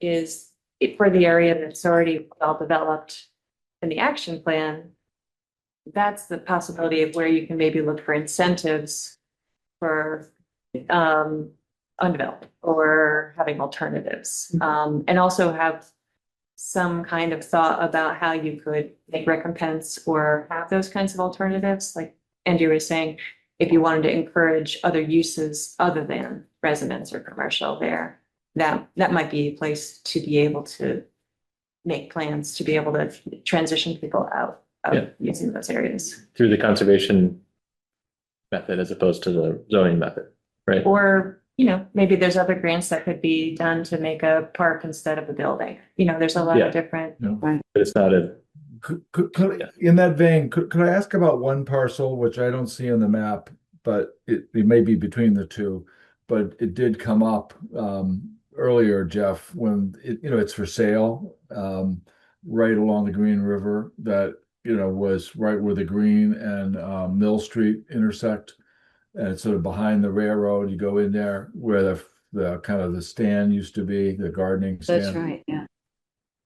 That's a big area in there, and it's all in floodplain. And I know it's near the electric power behind it. The electric company owns it. And on the other side of the river, it's fairly built out, or its own. But it's felt like it was kind of interesting space when you got in there. And that's one of the areas that is right in the core and is actually fairly parts of it are undeveloped. It's like a 5 or 6 acre tract, I think. The Conways used to own it, Peter Conway. Yes. Yeah. I'm just curious where this- that track is and how it relates to this. My pointer thing doesn't seem to work, but in here, yeah. how would we describe? Yeah, it's an amazing property. I mean, that would be like a perfect property for to acquire Yeah, and put into, but we don't have any funding mechanisms for that, and there probably are no grants these days from FEMA for that, but that would be. That parcel was interesting. We took a little walk through, a couple people with, the Realtor and with actually the head of the housing authority to look at it and see what it could be done. And the housing opportunity there isn't really one because what's buildable is so small. But We're talking about, like, the natural land there was really was- quite spectacular. The bottom of Conway Drive. Power there. No, no, yeah. What is that? That's like field. oh, here we go. This thing here. Yeah. Was it for sale? And then who owns it now? Do you know? I think it is still for sale. I Oh, don't know that it's sold. yeah. That would be a good one for this. I mean, Actually. Franklin Land Trust acquire. Well, we looked at that and it was with someone that was quite familiar with the land trust and they thought that parcel was too small and too complicated. You know, it was just at the time that the one up on the Fall River was being acquired, much larger space. So, but that parcel is kind of intriguing and it's really tucked away right in the middle of that. It's always worth having another conversation. Yeah, okay. That also right across the river goes into the new meadow area that's been developed, you know, so you could almost, we were even wondering, is there a way to do water connection and, you know, and just to really try to do something neat with that space. There's a house on it. That's a really cool spot.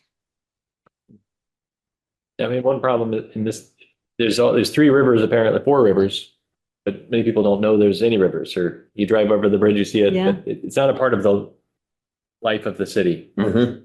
which is another reason to emphasize recreational access, even if it's a path through that Mhm. parcel of Thomas Harbor, to get more people Bike to path even, goes by there too. then people might respect the river more if they knew it was there in the first place. But now it feels like this random thing we got enough to worry about. Why are we going to start sacrificing for this reason too? Mm-hmm. Well, it's our namesake. I Right. guess it is. I thought we were named after a field, but turns out we're named after a river.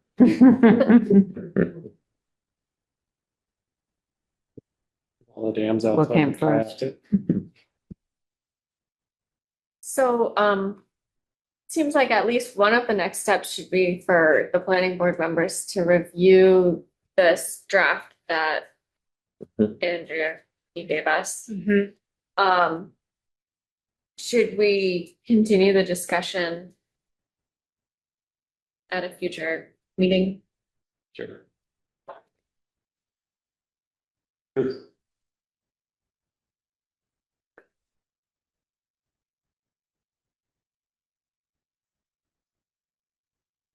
If we talk about it again in a month, Okay. would that be too late? Would we burn up our time that we have?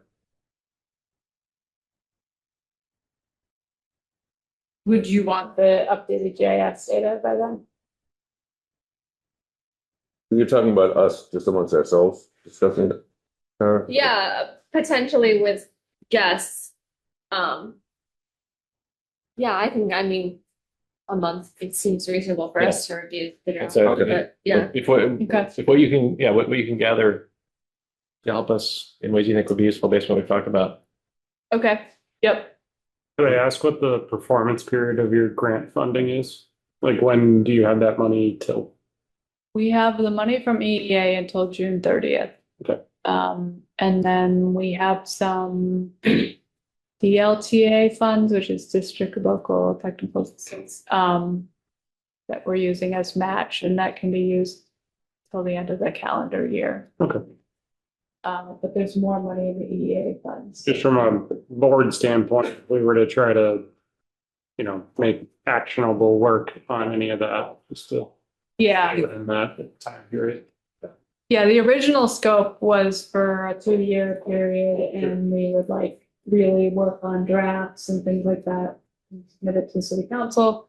But the time frame didn't end up being 2 years, and they can't extend it, so just a little more limited in what we can get done. But I think thinking about it and getting it to as far as we can take it is useful. And then the action plan also will be working on that. Cool. Thank you. Sure. What is your 1 month from now date? It's a Thursday. It's Thursday.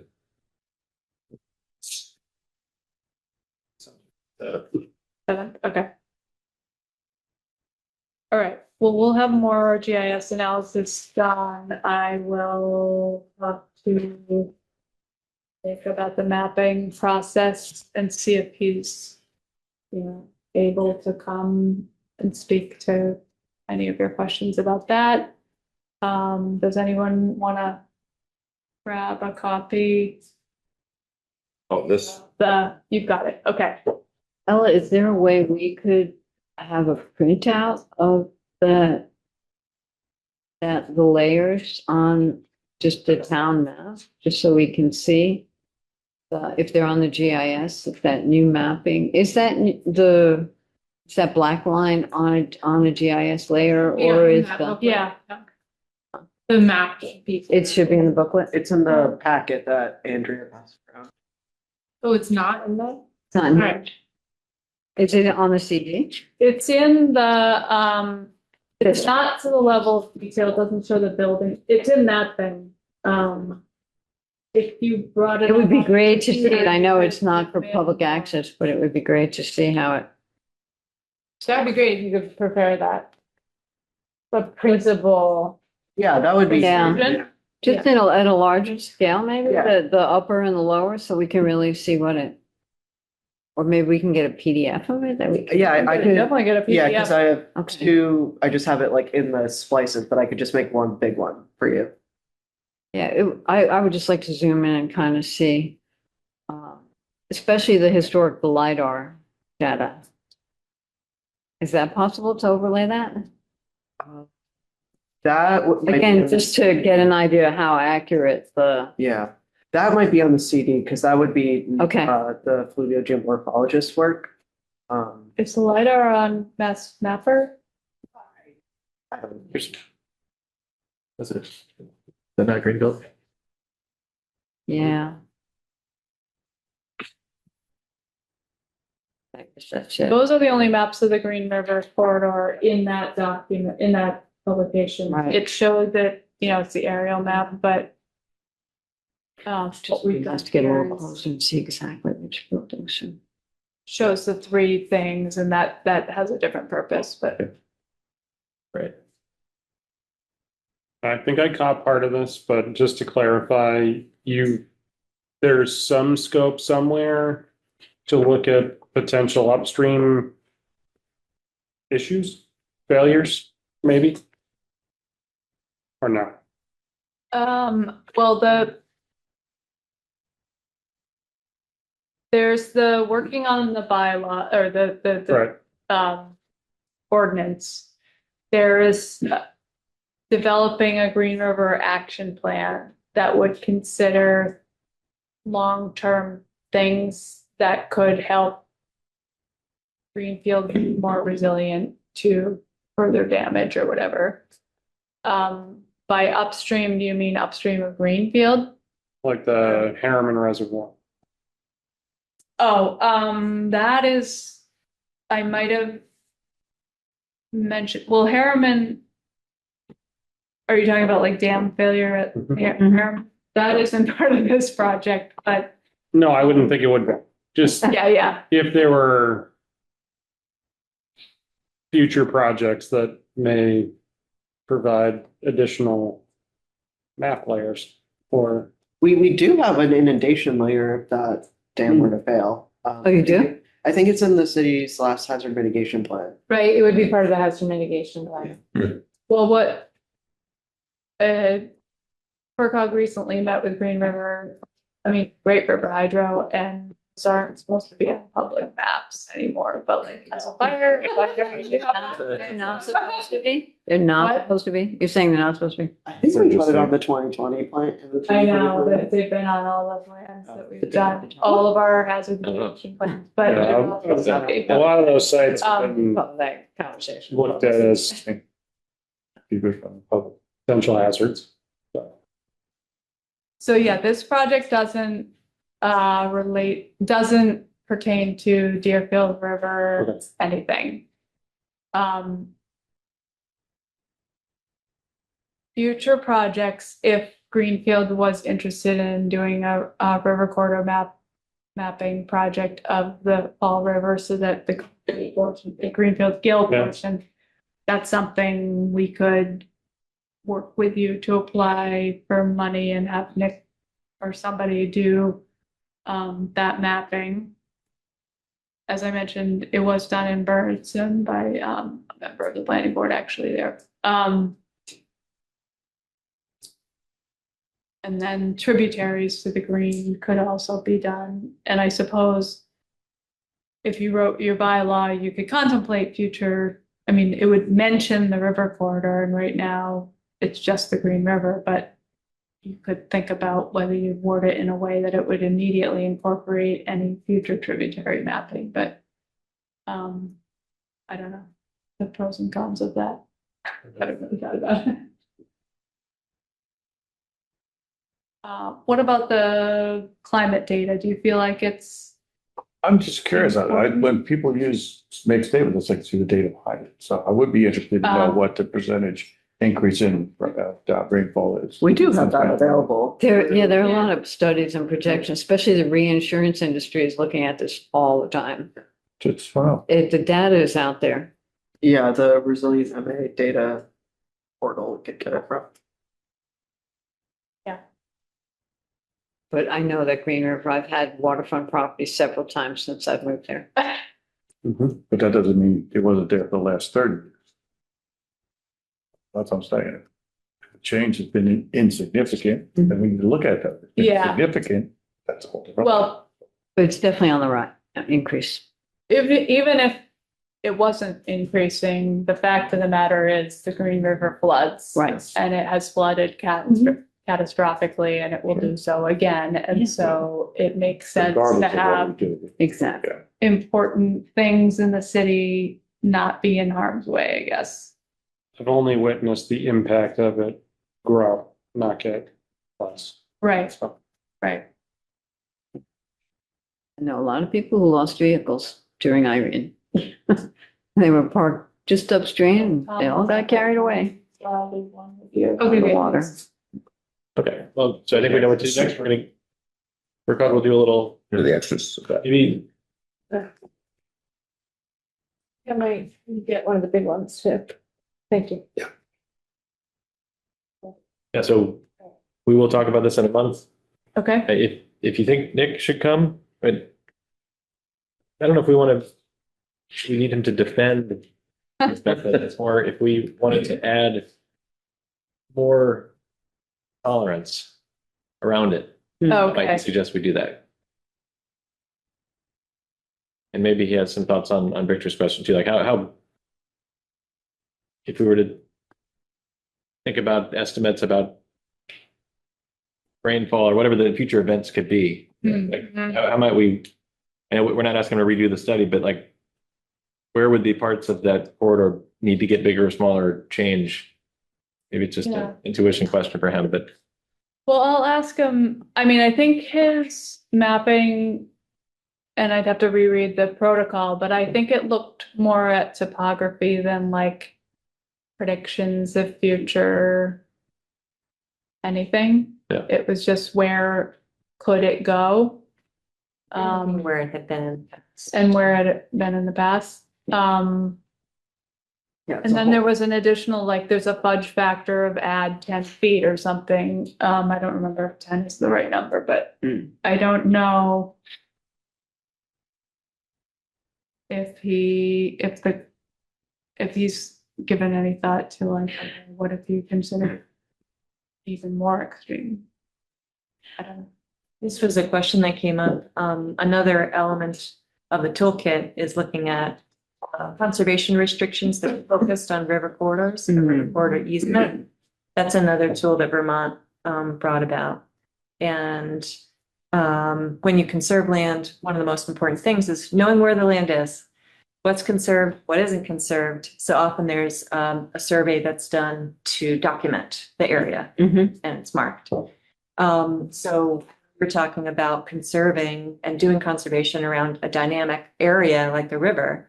My first question was, well, what if the river ends up on somebody else's property someday?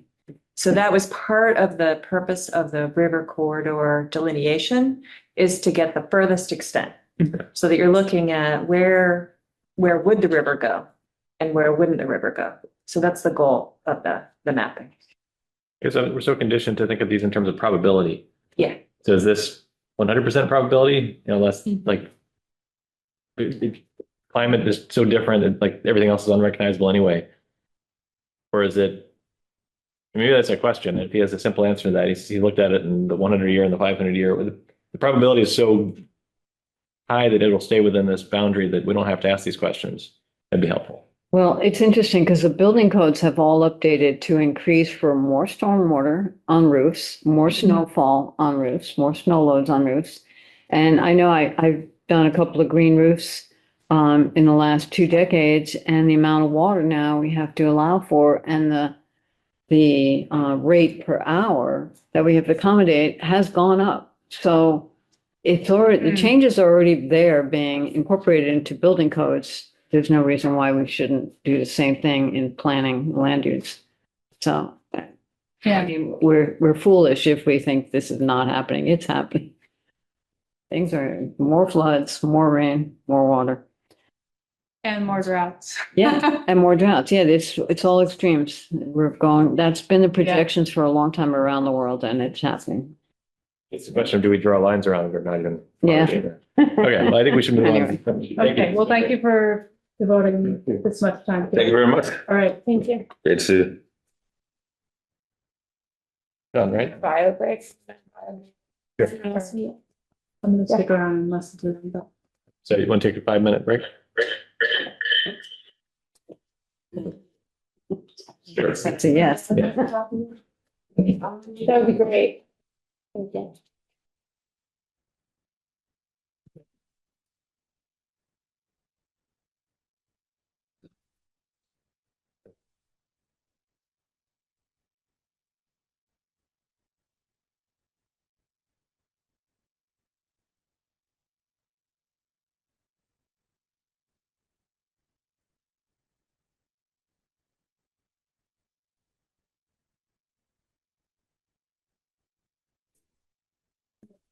To your.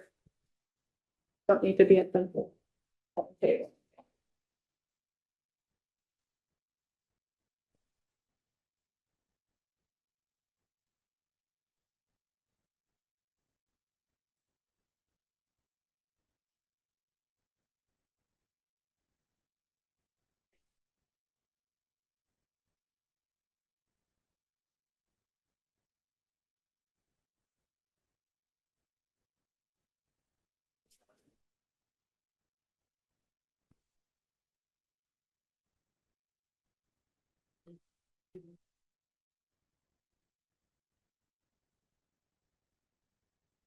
Please, yeah.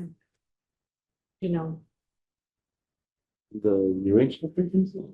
So I'll have to check. I'm trying to program it. Is that right? Yeah, I don't know. I'll have John do it. the 800. John's good. Okay.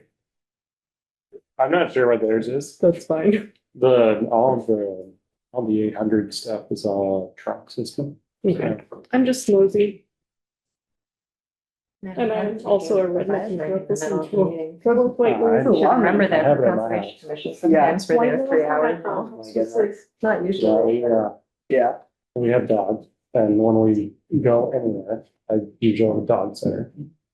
One of them does not like noise. I'm like, okay, I have to remember to shut the pager off, my radio off, my this off. We still need to go to bed. Better shut your meeting.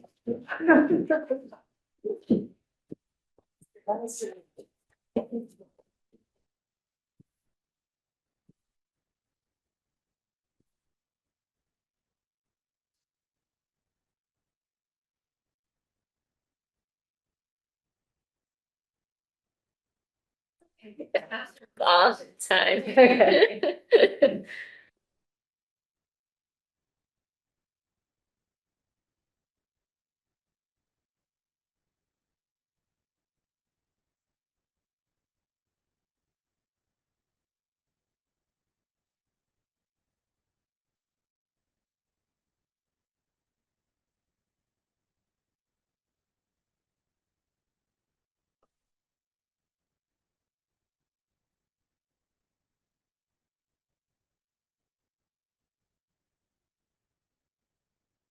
Emily, are you here for the next discussion item? I am. Oh, okay.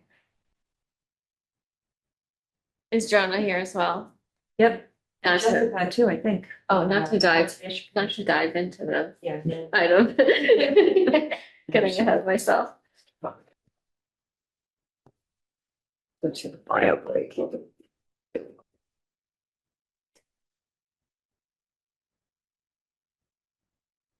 Allison, I was glad when you walked in, because I was thinking, I think I could walk people through the maps like you can, you know them so well.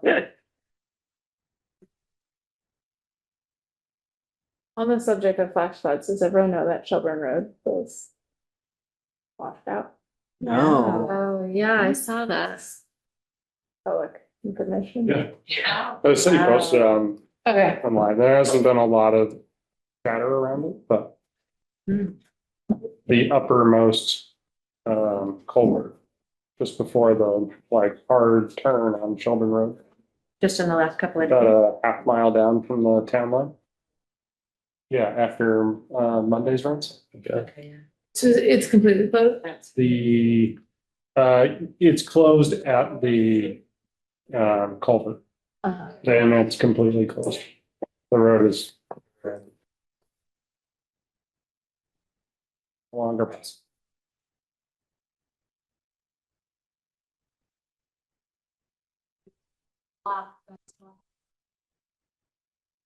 Alternate route. Yeah, True. yeah, it definitely presents some logistical challenges. Did you guys have slides or anything? I think, Jonah, not to put you on the spot, but I think Jonah's sharing. I have it to share, although I don't, Ella, I see you're on. Do you have it to share? Just because I'm out of time, I'm just gonna tee it up and I have to step away. I have I have the one map. I don't have any slide deck. Or Just the map. Yeah. That's Uh-huh. perfect. Yeah, there's no slide deck.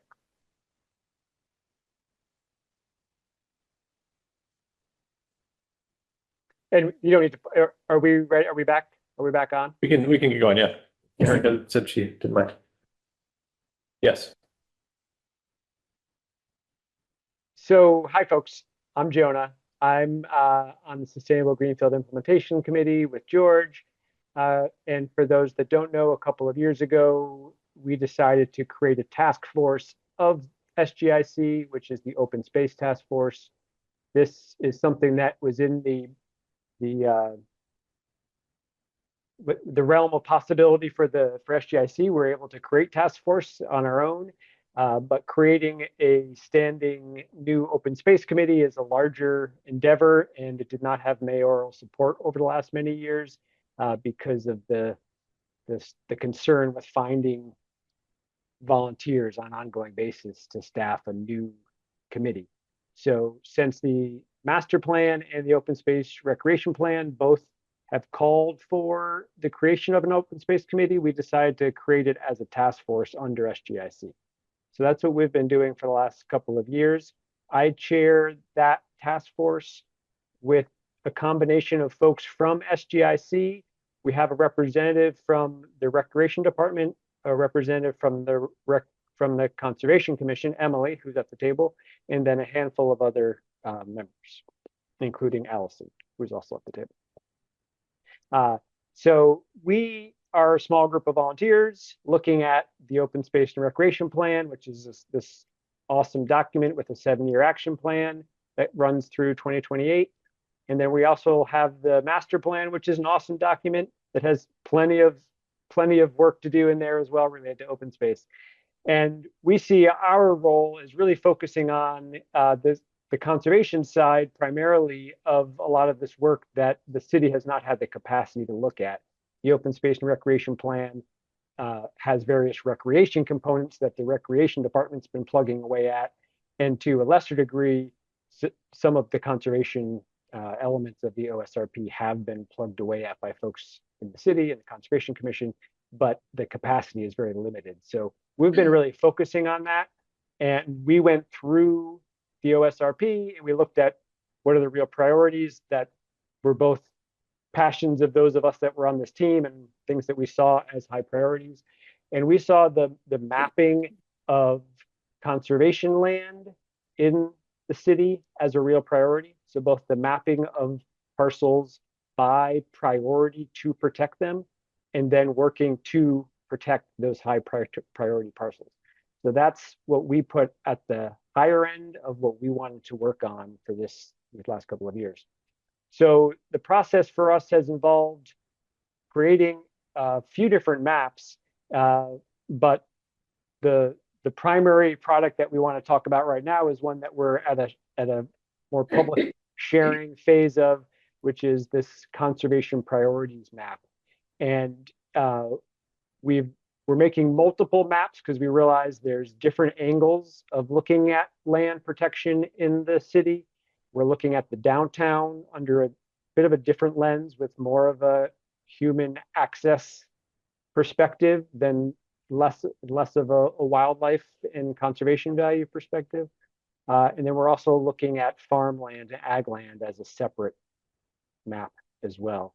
So at the moment, those are what we're playing around with. Ella invited us because of how it ties in nicely with what Andrea and Allison were just talking about, to share our work on this conservation priorities map. Allison has been our lead in the map making, and just put a tremendous amount of time into this. So huge shout out to Allison for all the work on the map making process. But we're here now to share that, and I'm hoping Ella will pop it up on the screen and that Allison can share a little bit about it. I unfortunately am out of time and I have to leave, but I'm happy to come back and talk more about this at a future meeting. Thank you, Jonah. Yeah, and Allison, Emily, you're okay on time? Yeah, I can hang out. Awesome. Thank you. Thank you so much for staying. Thank Yeah. you, Jonah. Yeah. All right. Take care, all.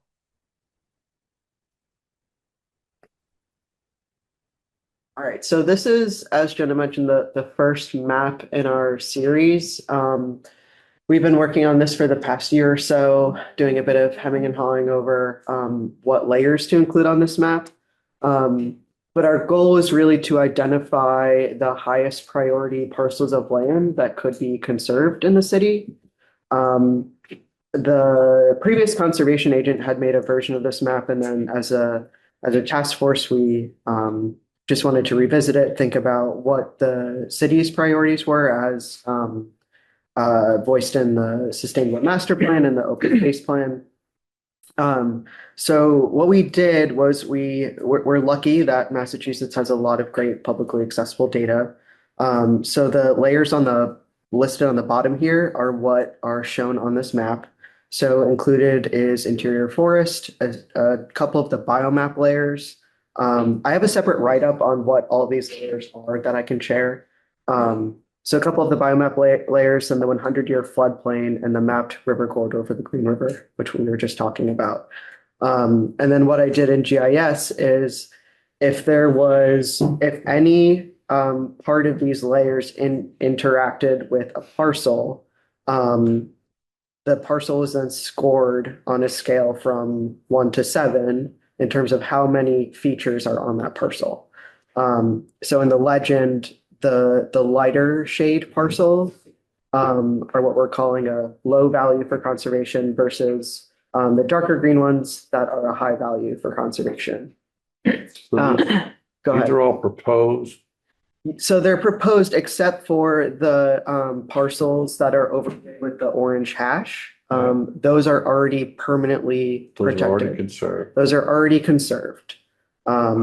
Some of these, like the big one to the west of Country Club Road, that's an APR parcel. What is the APR again? Agricultural preservation restriction. Okay. So yeah, I didn't label them separately, but there are a couple of these that are agricultural permanent protection. Others are just like conservation restrictions. So There's a question too. oh, go ahead, Tom. I had a question. I was curious about the Stone Farm Lane land, but I think on here, because someone was raising the protections along the Connecticut there. That seems like it's in low value, that parcel, if I am reading it correctly. Lower value. And I'm just wondering about the analysis there.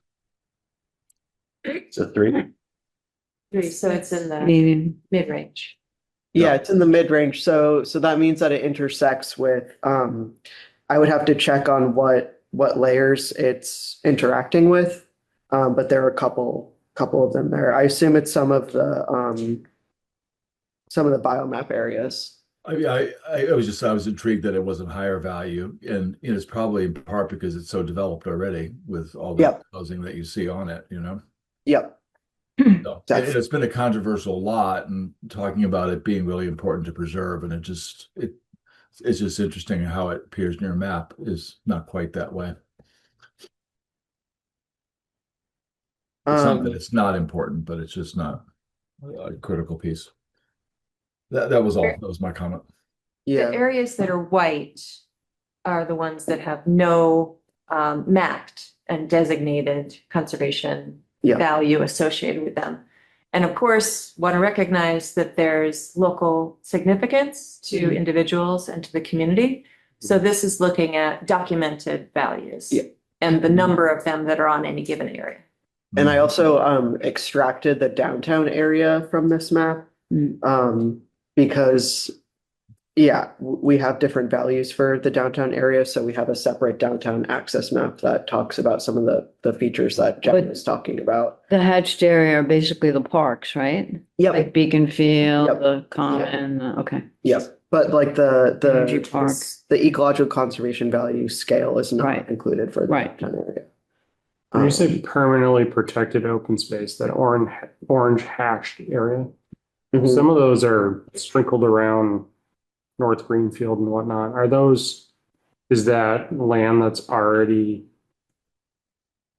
preserved in land trust or Variety. protected under 61A or some other? This does not include the 61A parcels. It's just permanently protected. So it's the agricultural preservation restrictions, conservation restrictions. I think the one in the northwest corner is like a water resource Mhm. protection. So it's anything that's permanently protected. Okay. Yeah, and I think also to tie it back to Andrea's presentation on this map, all the highest the parcels with the highest conservation value are mostly along the Green River in the northern section of the city.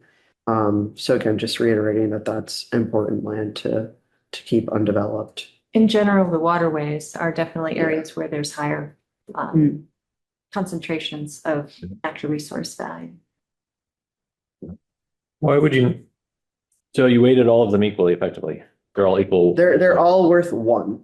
Is there, if you were to introduce weighting, We spent, I'm laughing because we spent a lot of time thinking about if we would do a weighting system, Yeah. and for a variety of reasons, we decided not Okay. to. or maybe a different way to ask the question is, two questions, I guess, about that. Are there some that, setting aside weighting, because I get that weighting, all of a sudden it's now opaque, no one understands. Yeah. So 1-to-1 is a good way to do it, just to get something out there that we can look at and react to. Are any of these layers redundant with each other, such that you are likely to get 2 when it's really only worth 1? That's a good question. I could see, we spent some time thinking about that too, and we felt that we picked a balance of things that are not too much overlapping. In the write-up, it explains a little bit more about why each one of these are individually significant. Okay. So you as a group feel equally about each of the 7 effectively, Yes, as well as you could. that's where. They capture speaking for different myself. elements of value. That's the goal. Yeah. Okay. So that they can contribute. That's a really good question. Yeah, and then we also, the original version of this map included agricultural soils, and we felt that just muddied things a little bit because we were really focusing just on ecological conservation value, whereas if something that just added another mix of, okay, what could this land actually be used for? So that's why we have another separate map of farmland in the city. that includes information about the soils. So this has a little bit of a narrower lens. The farmland is also a little bit lost in the signal Mhm. here. So pulling it out means that we can focus specifically on that because that's a whole nother realm of value that land may offer for the community. The Griswold property, is that included Yeah. under permanently protected? Should be. Should be. Feels like the 100-year floodplain and the mapped river corridor, at least for the Green River, were pretty coincident. Yeah, it's up in it's yellow. This And- corner, right? That's right. It's in the upper right, the upper Okay. northeast corner of the property of the city. Okay, Adam, sure, thank you. The 100-year floodplain and the Green River corridor looked pretty equivalent in the previous conversation. And that there's not enough difference between the two. You're mapping the same thing, basically, is what it looks like to me. For all intents and purposes, if like 95% of 100% of the floodplain is in the corridor and 95% of the corridor is the floodplain. Right. Now, that might not be the case ever. So like one suggestion would be it's a either or. It's either the mapped corridor or a floodplain, because we only looked at the Green River, there's floodplains in other places too. But because we don't have- I would scrap the floodplain then. what about floodplains elsewhere where we don't have a river corridor map? I guess the related question is floodplain an ecological concern, or is it an economic concern, something else versus these other ones? I mean, I think the question here was land that you would want to conserve. So where do you want to move development out of? And those are areas where you would not want to develop. So that's what I wanted to, For the purposes of what? for what do you mean? Like For conservation. ecological purposes, protecting property purposes, all the above? Yeah, for conservation. Okay, This map is focusing on ecological conservation, right. and it may have side effects to benefit or flood resilience and so on, but this one is focused on that, and that's part of the reason why we're having multiple maps. Sorry if I missed this when Jonah was kind of presenting this, but what is our role right now? One of the phases that we are having is to do semi-public review of the conservation maps and the various maps. So we wanted to bring this to the commissions and committees that deal with land use in the city to get your feedback. We want to fine tune this. We're planning to do an outreach session at the Greenfield Public Library, May 19th, thank you. And so before then, we'd like to be able to have maybe hashed it out a little bit and also to be able to share it with you as well as members. Because after we share it publicly, then people who live in the town might come and ask you about it. So you can interact in an informed way. I also invited them here today because it seems so synergistic with Absolutely. the river bylaw, and that this is like a form of long-term planning, basically, that is happening that might have influence on development patterns that the planning board should be aware of and involved in.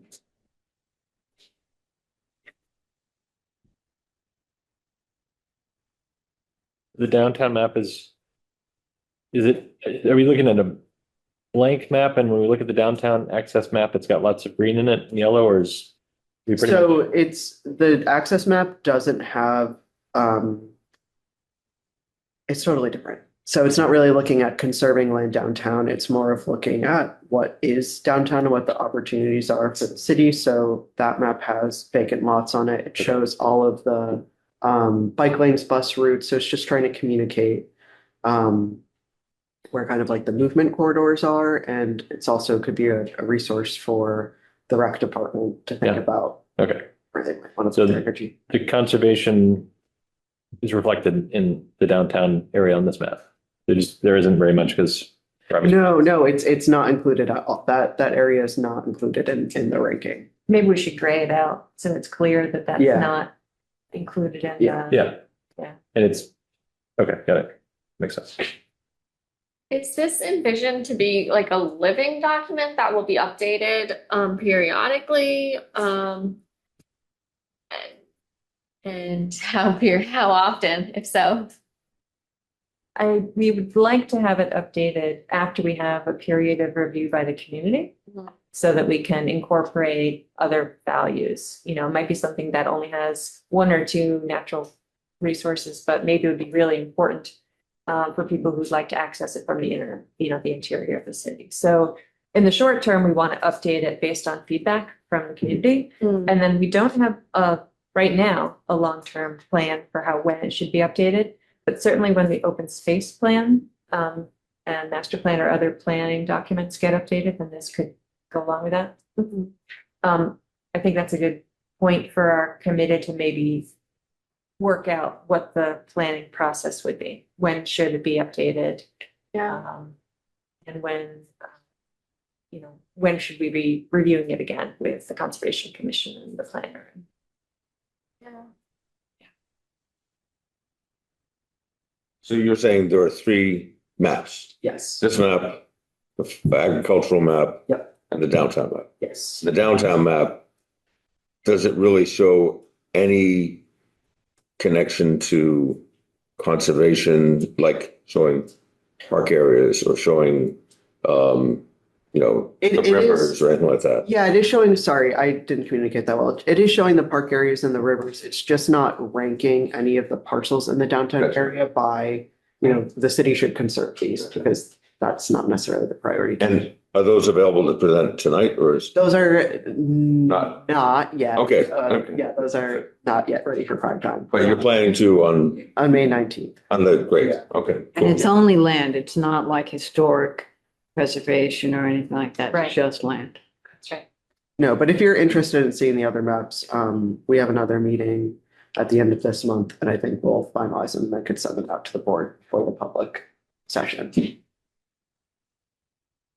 I have a question. Yeah. Okay. Of course. I mean, I could ask after. It strikes me that this is data driven. Mhm. And so it's kind of curious, what are you asking for feedback on? Because there's different ways to use the data and that will yield different results.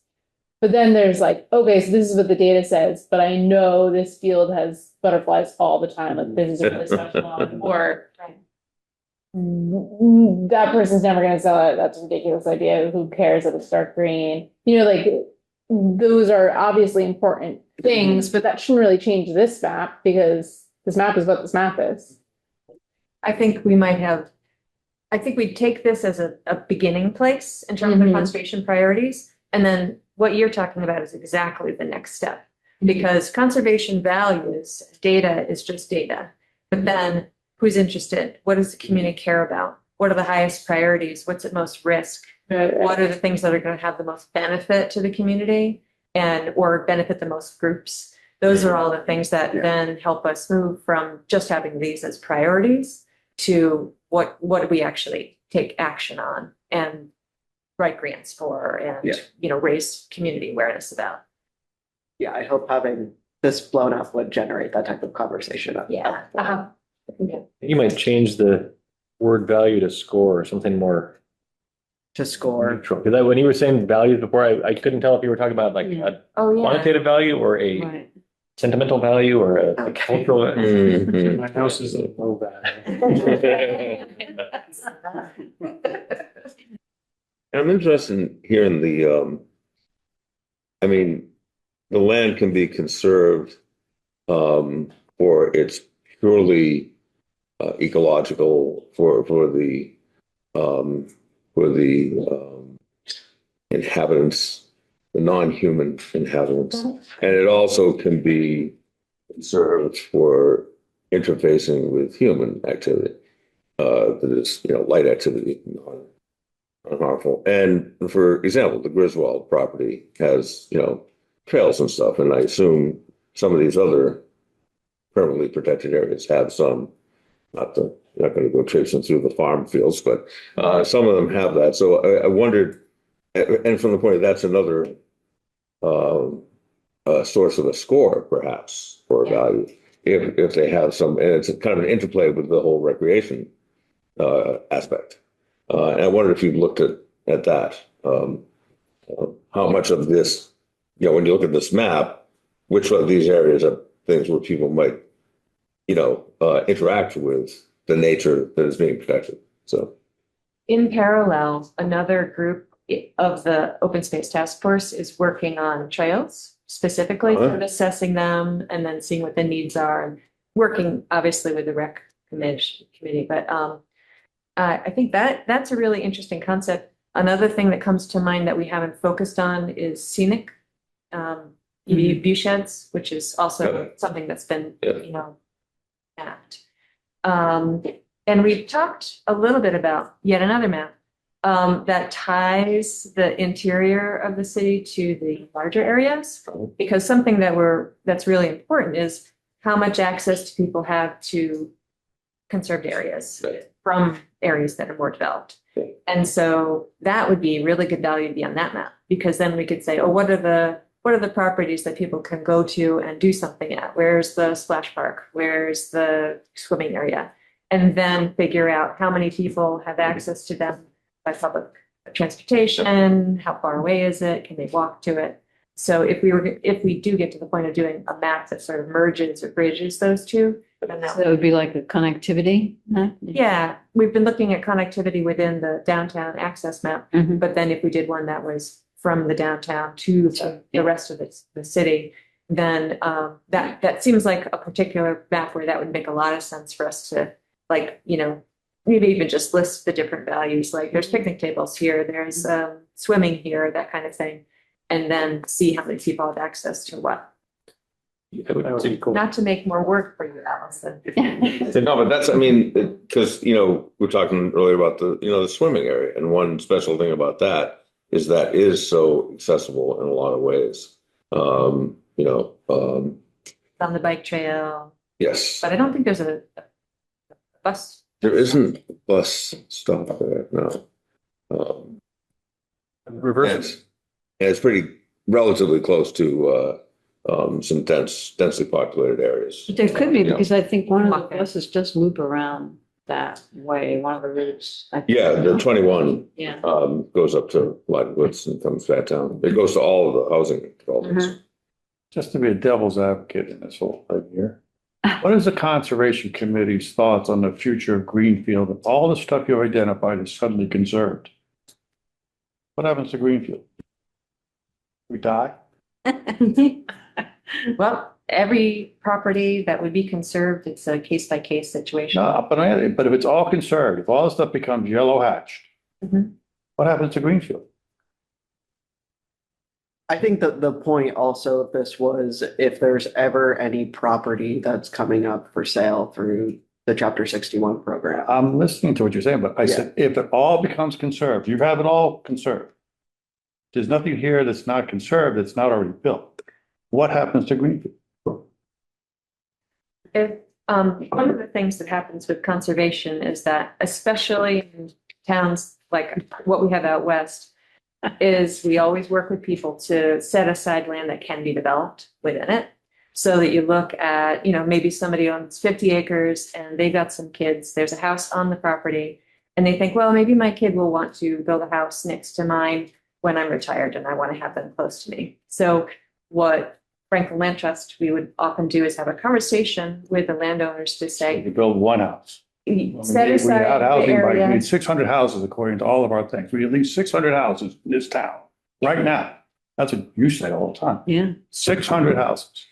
Where do Another, we put 600 houses? another reason why we did this, and, I'm not setting aside your question, but I am saying that that's not actually our goal. I think our Our job goal is is to deliver to be able to say, because we need 600 houses, and we also want to make sure that the river doesn't flood us every year, where can we conserve so that we're going to have the best impact Then for we the need city? your help as the Conservation Committee to look at this objectively and say, you know what? We really don't need this. We're not going to even put it on our listing as low value. We're going to say, we don't want it. Because otherwise, the impression is that everything in here has a conservation value, which gives us nowhere to build anything, to do anything. There's always going to And be it trade-offs. just stifles town. We need to be realistic on what we're talking about. Like I agree with Jeff on this corridor thing. We've already got a floodplain defined. Why put more restrictions? We don't need more restrictions. We've already got a floodplain defined. that restricts things. We put a corridor on it. Now we have to maintain that diagram. We have to pay somebody on a regular basis to update the river corridor because that's not being paid for by anybody else. Whereas FEMA updates the floodplains. So let FEMA update the floodplains on a regular basis and we're done. We don't need to put something in and out we have to maintain. I'm just trying to be practical. Look, I'm all for conserving land to some degree. I don't disagree with any of that. But we need to be thinking of the future of the town itself and where does the town go? Because unless we want to become a backwoods ghost town, we need to be able to grow. But there are also ways we could say, you know, adopting smart growth strategies where we have these existing transportation corridors. And I'm not only talking about public, but the roads are in place and that you cluster development along those roads and everything set back from that is protected. I mean, that could be one strategy. And if you look, if you look at this is kind of like if you put all this into protection, you're turning the clock back to 100 years ago when Greenfield was much more compact and smaller and hadn't, had all this growth beyond. But you could also then prioritize these along a smart growth development strategy where you're saying you're not going to put new roads, you're not going to make more subdivisions, you're going to allow, higher density on these existing corridors. So we're not having to, everybody knows these smart growth strategies. I don't need to repeat them, but that's one way to address them and then protect farmland. That's a big goal statewide to protect farmland and locally it is too. So I don't know there. Yeah, looking at maps for conservation priorities is really important at the same time as you're planning for where your development is going to happen. So that you can find the areas to develop that are going to have less likelihood of flooding, that you can have greater wildlife habitat connectivity in areas that aren't developed. Those kinds of things I think are useful.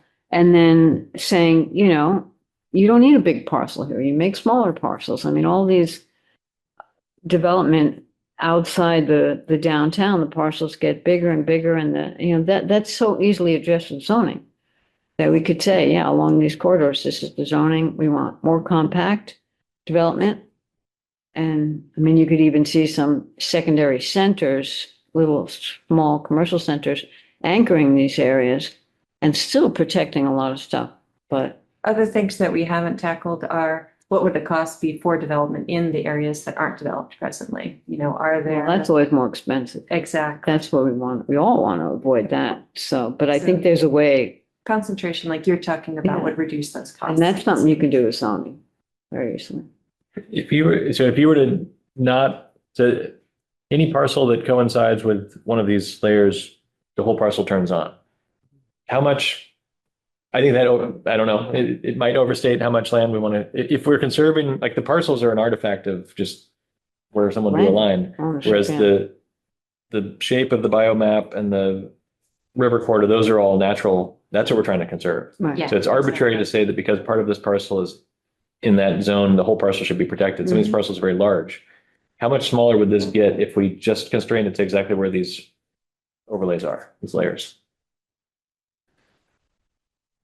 That's a good question. I was planning on, I think, first of all, I think it's an overstatement to say that just because a parcel intersects with one of these layers is saying that it should be conserved. That's not really the point. It's to show where all of these important features lie, where there's a higher density of those. So over on the eastern side of the city, I'm sure you're getting parcels that show up as they hit one of these layers, but that's not saying that every single parcel should be conserved. It's just showing, it's marking out those areas. I think it makes sense. So, just from Victor's perspective, it does create it overstates potentially how much land.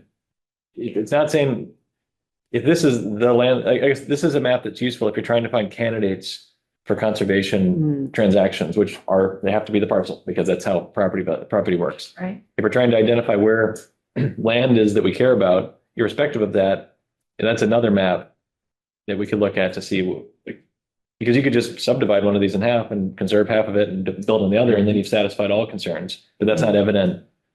So I'm just wondering, maybe there's a And I mean, I think you've done a lot of work and this is really helpful to see. I'm wondering what's going to happen on May 19th when someone sees this and is like, wait, I mean, as Victor just demonstrated, well, you just Yep. eliminated the entire city from development. So just to make it more precise or to frame each map in terms of exactly what it's trying to accomplish. This is if you own one of these and you're interested in conserving your land, this is the way you might do that. Yeah, and you could give, again, there could be incentives. You put your land in conservation easement and you only develop the front right on the road. So, I mean, all of these tools exist at a state level already. It would be interesting to have a layer on top of all of this that shows that. And just say, okay, we've got all these parcels, but we see development along these lines. You know, that thin. I think that their job would be to focus on the part that should be conserved, and it's our job to Right. think about that. Exactly. Yeah. When the agricultural map gets done, that'll have some of that overlay of the actual resource lines and the Okay. parcels. Yeah.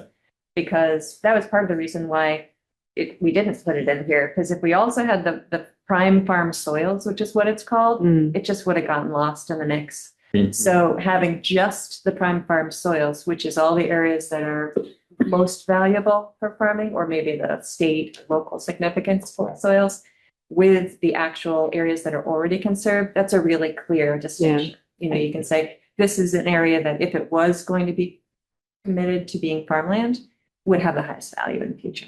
And that's important to have that because we're definitely running out of farmland. And once it's built, you can't turn it back into farmland. There's no reversal on that. So, Compaction, it yeah, just you changes. just can't, you know, we can't let that happen. One of the I think as you frame this for people to just point, the score of these various components is an organic thing that you could eliminate the lines, you know, that it doesn't care about the lines, but the lines exist and they're property lines. Right. And so that's going to really matter to people. Yeah, it almost seems Probably like is. the public facing version should. Say again? The Right. public facing version I could take off the property, Yeah. And have it independent of the. take off the property. parcel lines and just show more of like, The we- areas. that was like the first version of the map. You can just see each layer is just a blob. And then and they're the same colors as you overlay them. It's more of like, having the parcels is helpful. Just well, don't color the whole parcel. for the city, but I don't think for the for like a public facing version, it would just be like, show where all of these layers are. Yeah, with streets or something. So, I mean, And then some it's reference like point. no score. It's just, you can see where there's more of these layers present. Because the original intention of this map was so that the city had something, so that if something came up from 61, it would be a way that someone could do a gut check of what's the value of this, but maybe that's not so helpful for the general public. So you- Good. But a map like that needs to be very precise. A map like, I mean, if That shows the conservation areas. yeah, I mean, to make that decision, that judgment, you need to see exactly where the conservation corridor is and not abstract it or extrapolate it, or whatever the word is, to be parcels. But it like flagging parcels as containing conservation is valuable also. Yeah. I think you just have to Maybe we can try a couple of different ways of presenting it. just think about the Yeah. person. I mean, there's just a bunch of different audiences and use cases, but these sorts of resources are really helpful. So if you're putting the time into it, it's great to keep that as a resource. Because obviously the currently protected ones, you can put, as parcels because they're currently protected. It's the other ones that are, as Victor's reaction demonstrates, in a way is like, well, wait a minute, if you take away, they're permanently protected from development, and then it's going to get more personal when someone says, wait a minute, what color is my property? And it does hide the fact that, like you were saying, and like you were asking, not every square inch of each of these parcels needs to be conserved in order for really important values to be protected. Right. nor is It can be it an imposition that's going to happen. Yeah. Be Exactly. conserved. There are mechanisms that can be pursued, but it's something that could be looked into. So I think it's a delicate issue to, yeah, especially when someone's permanently protected. I mean, another way to soften the impact is, as we talked about with the river corridor, there's already, many of these properties are already, kind of what you're saying, George, is unbuildable for other reasons. They're in the floodplain, so, or they're a wetland. I mean, how much new territory are we even talking about that isn't already under conservation or already restricted by something else? That might answer your question of really how much more are we really talking about conserving here versus, and if it's just a handful of things that have a lot of value, easier for people to accept that because it's not displacing 80% of the developable land in the city. Well, and also I think just wait, because everything that's hatched orange is already protected. Exactly. So the color weighting, because the dark green and the green is so intense, that's all you see with your eyes, but you miss a lot of the orange that's already done. It could just be, yeah. It's just skewing the reading, the way it's presented a little bit. I think you guys Needs get a little more tweaking. from it.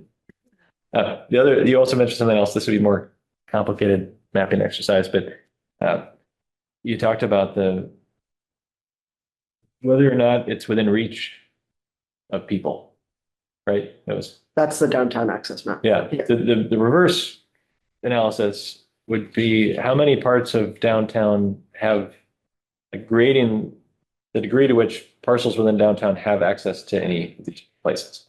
It's like if it's really reachable, you might say, well, that's a place we should prioritize. But if it's really reachable by people who already have access to lots of other options, it might be from an equity standpoint Right. more significant to say, let's introduce, even if it's a low conservation value, it's more meaningful to more people because it introduces a place that no one, where people don't otherwise have any access to anything. Right. You're creating access for people. Yeah, that's the point of the downtown access. Okay, would you be able to see that sort of thing? Yes. Like you'd see, if I live here, how many places you might serve? It's like a food desert type map. Yeah, that's the point of it. And then Okay. on that map, it also includes all of the city-owned vacant lots, so that there's a lot of interest on the task force. Do they have a different color? What, sorry? City-owned vacant lots, they have a different color? They do have a different color. Okay. But yeah, there's a lot of interest on the task force for doing like, pocket parks are a little Okay. like food, Yeah. like yeah. agroforestry type. So the vacant lots as opportunities for some kind of, Correct. okay. Yeah, that's on there. Good. Cool. Okay.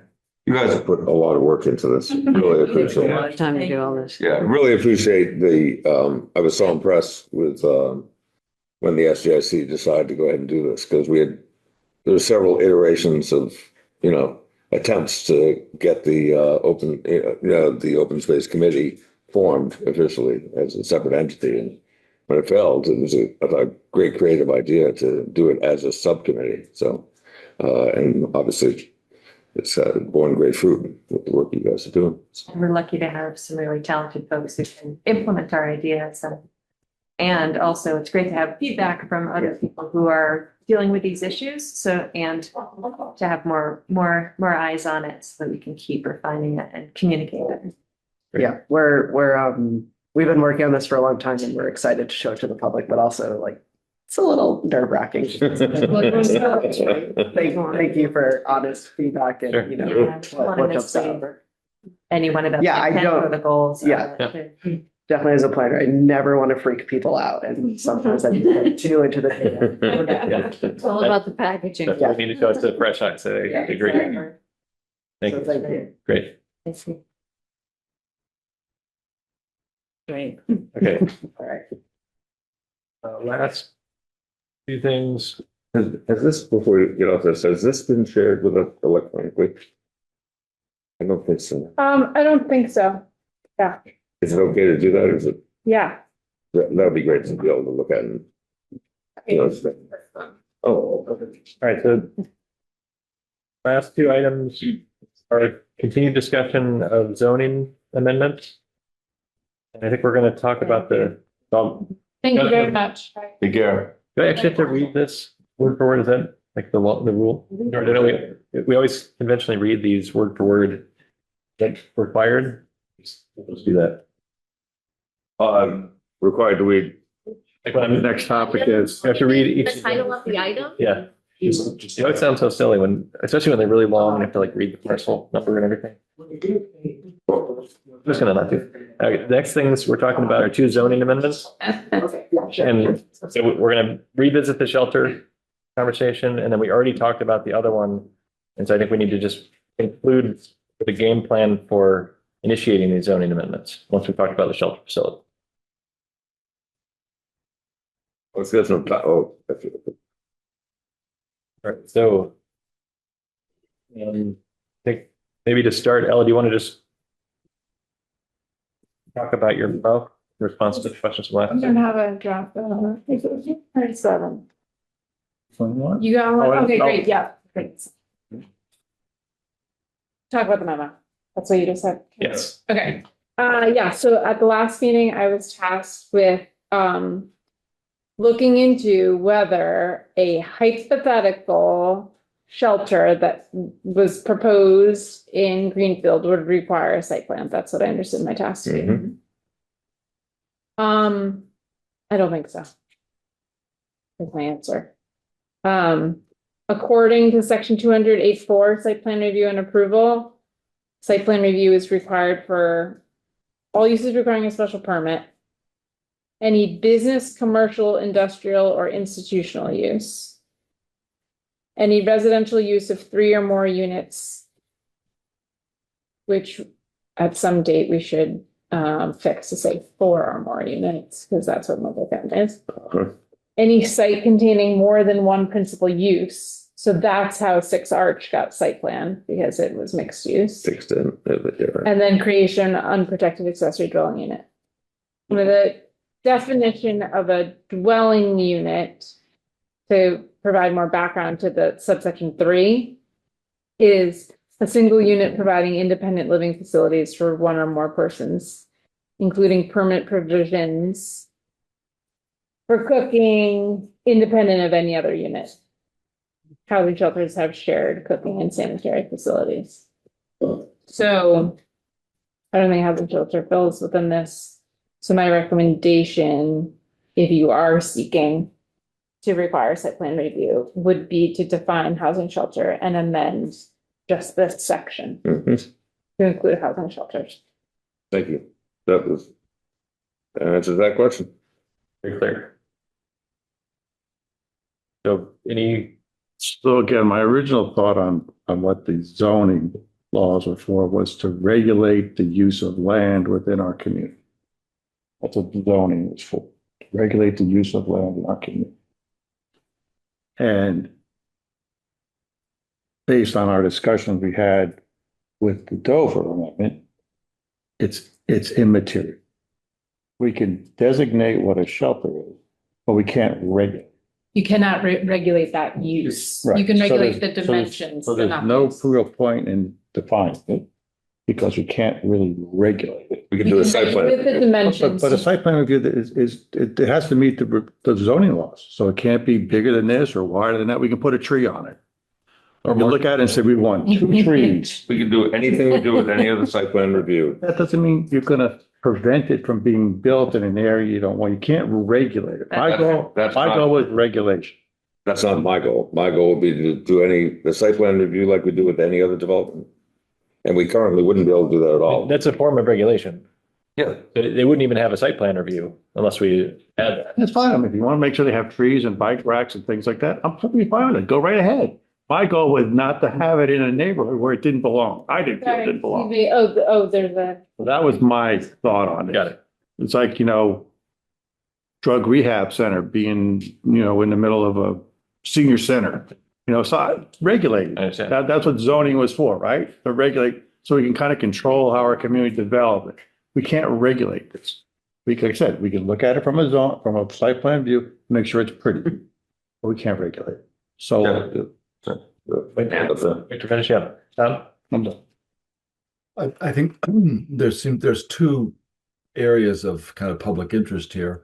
I mean, one is the use, and then one is sort of how the whole property is sort of laid out, and how the property kind of interfaces with the surrounding community. Both are important. clearly site plan is important. It's one of our tools, so we don't want to dismiss it, Victor, as not important.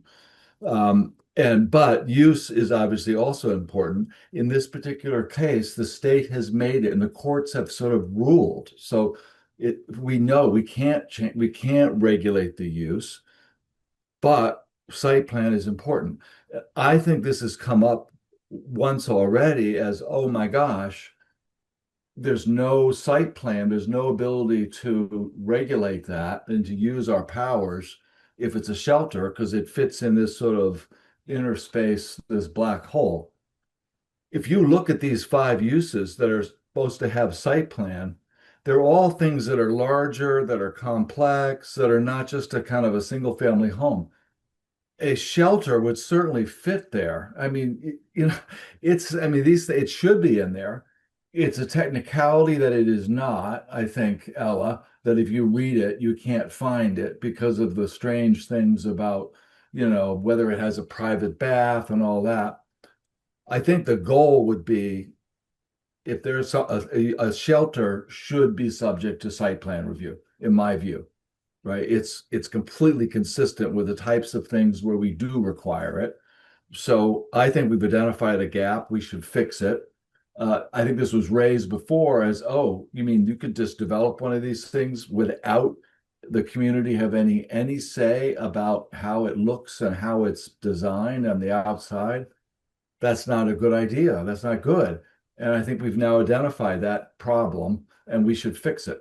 So, you know, I don't denigrate the fact that we can only add site plan review. I think we should. It's important. And I think any residents in this town, Victor, if a shelter was being built, they would want to have a shot at looking at their site plan and what does this thing gonna look like? So we deserve giving them that right, I think, because it's just consistent with our ordinances. It won't change the use, but you know, it's still important. Yeah. Yeah. I would, thank you very much, Ella, for researching this. It answers what I was concerned was a gap.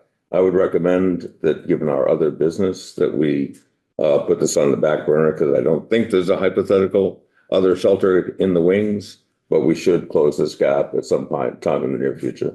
But I don't think we have to, you know, deal with it further tonight as far as any action.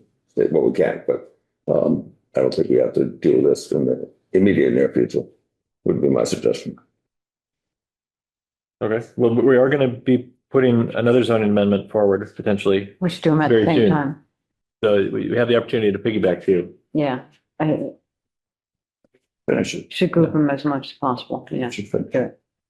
Victor, I'm with you that it seems problematic that there are certain uses we can't control, regardless of what your opinion is about any of these uses. The fact that some of them just they're exempt from that is it's not in alignment with how zoning is supposed to work. But I think we just have to accept that. And in this case. there is an impact to that use. Like if you tried to build a shelter even without this change in a residential neighborhood that has big setbacks and 35 like low height restrictions, you wouldn't. It's not like you can just put 100-bed shelter right next to single family home in most places simply because of the dimensional requirement. So I think And I understand what you're saying. and is it next to public transportation? You know, I mean, there's a lot of different things that come into play in the success of a shelter or the non-success of the shelter's location that should be able to review. yeah, and as we add more items to our design review, to our design guidelines, again, it won't satisfy your fundamental concern. But we could, one thing we can think about in that is, Well, we already have a definition of a shelter, so. yeah, We came up with one, right, that we agreed on, so it's just a question of suggested we put into this changes as Ella suggested. so we were happy with that definition. I forget what it was, but I remember being happy with it. Pretty sure. It's in the thing. I have a question for you, Victor, because there is a shelter being built in the city. Were you on the ZBA when that was approved? No, Okay, because I know it did go before the ZBA. It didn't or it did? It did, It did. and it was approved.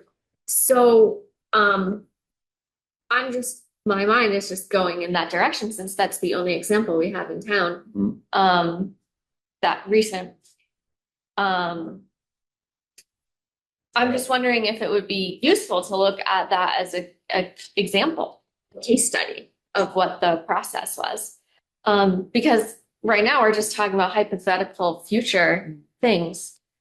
But if we're looking at zoning and how it's applied in town, that's our example. The reason it came up with my eyes is Yeah. because my concern is what's happening with the Well Street shelter. And so much as now they have a temporary shelter on Arch Street, which has an approval, it's supposed to be there. We have no guarantee that that shelter won't close when Well Street opens. Right? So they can open Well Street and they can maintain that shelter as well. We've already approved it. Well, that would have been contingent on the planning board to put a condition on the special, on the site plan approval, We did that. which we We already did did put a condition on originally of it so many months. lasting or, but And then. I was not present at the site plan review that happened We a just few months extended ago, it. but that would have been, a decision by the planning board members that were present at that time. But I guess my concern would I be, was- what would be our reason for denying it in the future? We've already approved it twice. All right, so we've already opened the door. Twice we've approved a site plan for a shelter on Arch. Comes back again, so if we want to make it permanent, what's our reason for denying it? Or do we have a reason at that point to deny it? We've already Deny approved it or- twice. Is Deny it. between, have some conditions. Well, but again, That- it's still gonna be built, so they can still build Yeah. another shelter with whatever number of beds it is, because we've already allowed it twice. But some of the things that people my- complain about shelters, like people smoking outside, and if you're in a butter, you're gonna get all that smoke in your house. Or, people being outside and talking at late hours of the night, and if you're next door, you're gonna hear it. Some of those things can be addressed. My concern is not so much those things. My concern is more that we're creating a situation in our town. We're bringing, look, homeless people are homeless people. And I feel sorry for them. But we keep allowing more and more and more and more in our town. So what is our town? What are we doing to our town's demographics by continuing to bring more and more homeless, poor, indigent, whatever word you want to use, into our town? Are we making our town a better place? Or are we not? So maybe at some point we need to kind of curb that. So, okay, right now, from what I understand, we have almost 20% of our town is subsidized housing, which is twice the state average. And it's the highest, almost not quite the highest in Franklin. I think of another town, I can't remember the name in Franklin, but almost 20%. Is that the direction we want our town to be going in? Do we want to become 50%? Those aren't shelters. But I'm talking about the individual. We want an economically viable town. Right? So we want to encourage, and I'm sure that we'll get all kinds of calls about us, but we want to encourage more of this, or we want to say, we've kind of done our share, folks. We're going to try and put a hold on this and let Shelburne Falls build some and Lyden and Gill and, we've done our share. That's my concern. Maybe that's the very. Victor, that's a very broad band you're putting in one category of people up to 80% AMI. I mean, this is like half the town of Greenfield. So, I understand the concern about the homeless and about the shelters and about, some of the more supportive housing, but the 15 or 20% of that you're talking about are housing a lot of working people that are working in a lot of the industries here in town. So They're working here in town? yes, Or yes, they retired are. people. At that level that you're talking about, I'm saying if you're talking about people up to 80% AMI in the town, which that number incorporates, it's a broad brand there. It's a broad brush. And what does it do to our median income? Does it raise our median income to bring more people in, or does it lower our median income? Does it attract people who are making a lot of money to come to Greenfield, or does it turn people away from Greenfield? Does it bring industries into Greenfield? What does it do for Greenfield? That's my question. How are we helping? Because that's our job. We're serving the public of Greenfield. How does it help Greenfield? How are we helping Greenfield? It's my 2 cents. I think that, Oh, Ben, George? Hey, Jeff, and I make this comment independent of being a CSO employee in the shelter happening to be currently a CSO organization. It was for most of my tenure at CSO. It was run by ServiceNet. We're the county seat, even though we're not technically a county anymore, of what I think is the poorest county in the state. And so naturally, you're going to have a concentration of human services here in town, the county. And I think that we, as a planning board, are serving all the folks who are in this city, in this community. So regardless of their stature. So I just wanted to make that comment. Thanks. And I have a new tent neighbor, so now we're up to 5 tents next door. A young couple. So we need housing. You gotta shelter the fire, so we're gonna stick it in. So with your site plan review. What is the shelter definition again? Mm. Did we motion on that one back then, or did we? No, we just came up with it. We didn't have to Right, approve it or anything. right. There was a motion. I think we dropped it after we got clear about the Dover aspect. I think we Then kind this was of, the follow-up question. yeah. And so, this memo would suggest that it could be relevant to resurface that definition. Oh, absolutely. I'm just saying, I don't think we Yeah, did yeah. anything official with it. You're right. Okay, good point. Yeah. Before we came up with it. Okay, I can share this.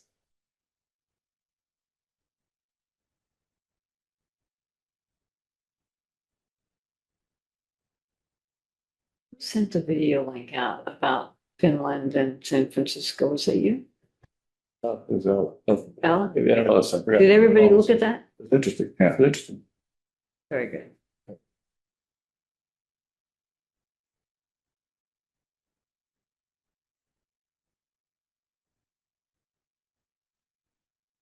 There you go. That's what we need. So that's what we. Yeah, so in italics, that's the That's definition. what we came up with. Yeah, People still feel good about that? yeah, I think there's, Fine.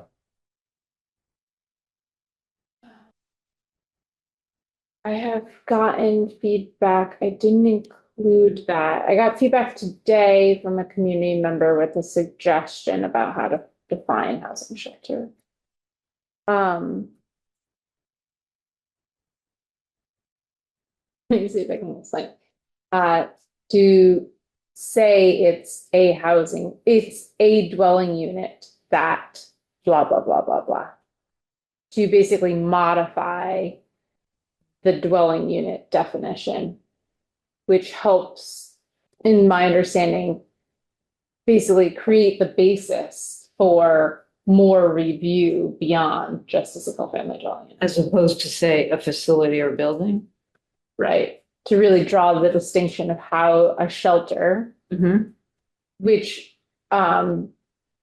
could be interpreted as a household. Yeah. Unrelated individuals, but you can't regulate unrelated individuals differently than related individuals. So it's individuals sharing a living room and maybe kitchen facilities, but have their own bedrooms. Al, if I understand that Also correctly, known as co-living. that would then apply to an individual home that is being used in that way, and that would then be called a shelter, and then that would require site plan, which normally a single family or a 2-family home would not. I wouldn't support using a dwelling unit. I think it's important that this is a facility and a building, not someone's home that a neighbor says, oh, you're now doing something, I want to see site plan, and it's the neighbor butting in on business that's not their own if it's a single dwelling. I really think it should be a facility. I feel the same. Dwelling sounds too much like a home. Oh, I think it should be. So it wouldn't, it has no bearing on the physical reality of that building, whether it looks like a single family home or it looks like a big downtown institutional building. The definition doesn't have anything to do with dimensions or aesthetics. What about calling it a residential facility or building? That would be a different approach. That aligns more I'm with the not gonna building make that. code, because the building code has different types of residential. And also the zoning code, because we have residential. Right, so there's single family, two family, three family, and then you get into multifamily, but then you also get into these types of facilities where somebody has a bedroom and a shared kitchen or whatever, so it's a quote unquote, and it could be either supervised or not supervised residential facility. But what's the concern with that?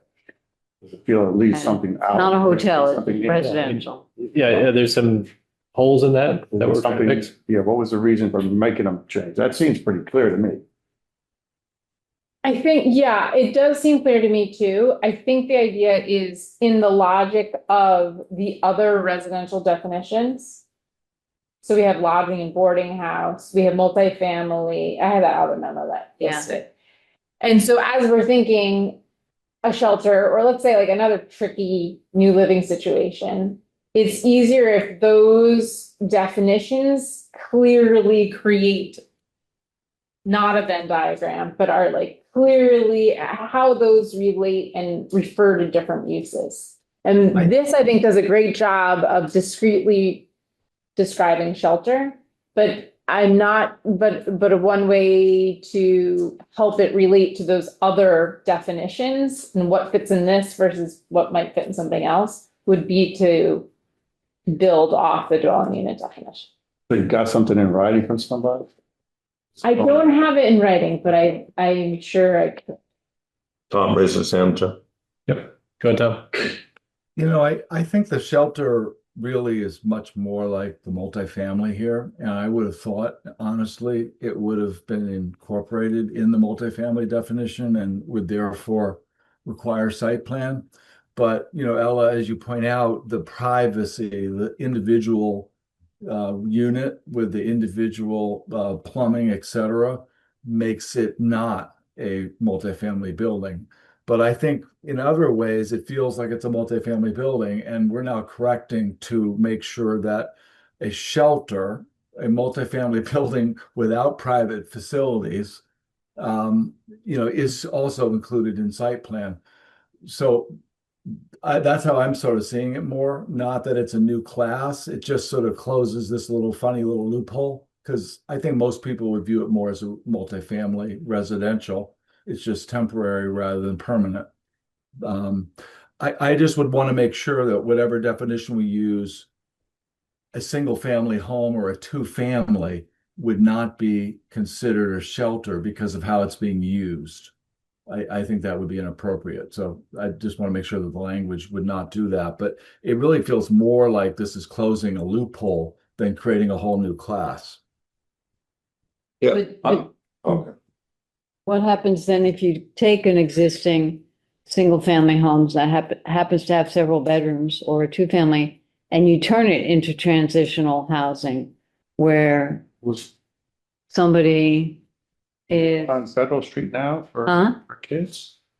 Riding around on Federal Street right now for children, kids, young ladies, and right up to I White don't know, House. people who are recovering from Yeah, there's addiction. sober homes where Yeah, there's. sober homes, yeah. And there's another one, trying to get a name of it. My wife works with DCF and there's a home on Federal Street.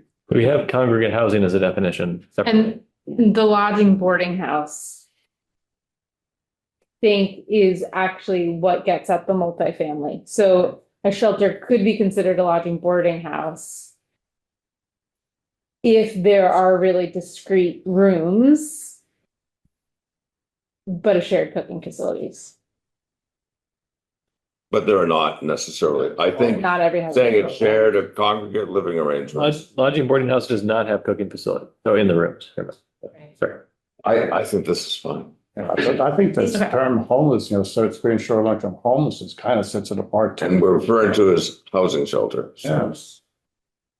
I'd like to make a motion to accept the definition of housing shelter as proposed. And Oh, sorry. and amend the section 200-8.4B to include the defined housing shelter in the site plan review. Second. Could we add the parking requirement? Is that otherwise they can build as much parking as they, so the third, originally we wanted to have a definition, require a special permit, certain places we struck that. We also talked about 1.1 parking spaces per bed, which maybe if we don't define that, it's another ambiguity and people can build a giant parking lot. I would accept that as a friendly amendment. As would I, with my second. That's a lot of parking. 0.1 spaces. No, oh, 0.1. Point one. Not one. Point one. 0.1 seems to be the Point one, standard. okay. I've seen that in I other places. I got it. Yes, that's fine. I guess we could. Okay, That's good. There's further discussion. Got a motion on the floor. You have further discussion. further discussion on the amended motion. I don't support this right now. I feel like I still have questions that need answering. So I'm not gonna vote in support of this. The questions I have are, I think I asked at the last meeting and this hasn't been answered, like we know that shelters fall under the Dover Amendment, as do ADUs apparently. And there's this I guess principle that you can't require like more rigorous review than like would otherwise be there. So I feel uncomfortable. I feel like that question hasn't been answered. And then also like we didn't discuss the review of like how actually this most recent shelter was reviewed under the zoning laws. I don't know why, but I just don't feel like my heart is telling me, my brain, I guess, that I can't vote to support this, so. Can I have some clarification? When you say more restrictive, are you talking about the 0.1 parking spaces or you're talking about just having a site plan review? Yeah, my question was last meeting that I just feel like this is unresolved.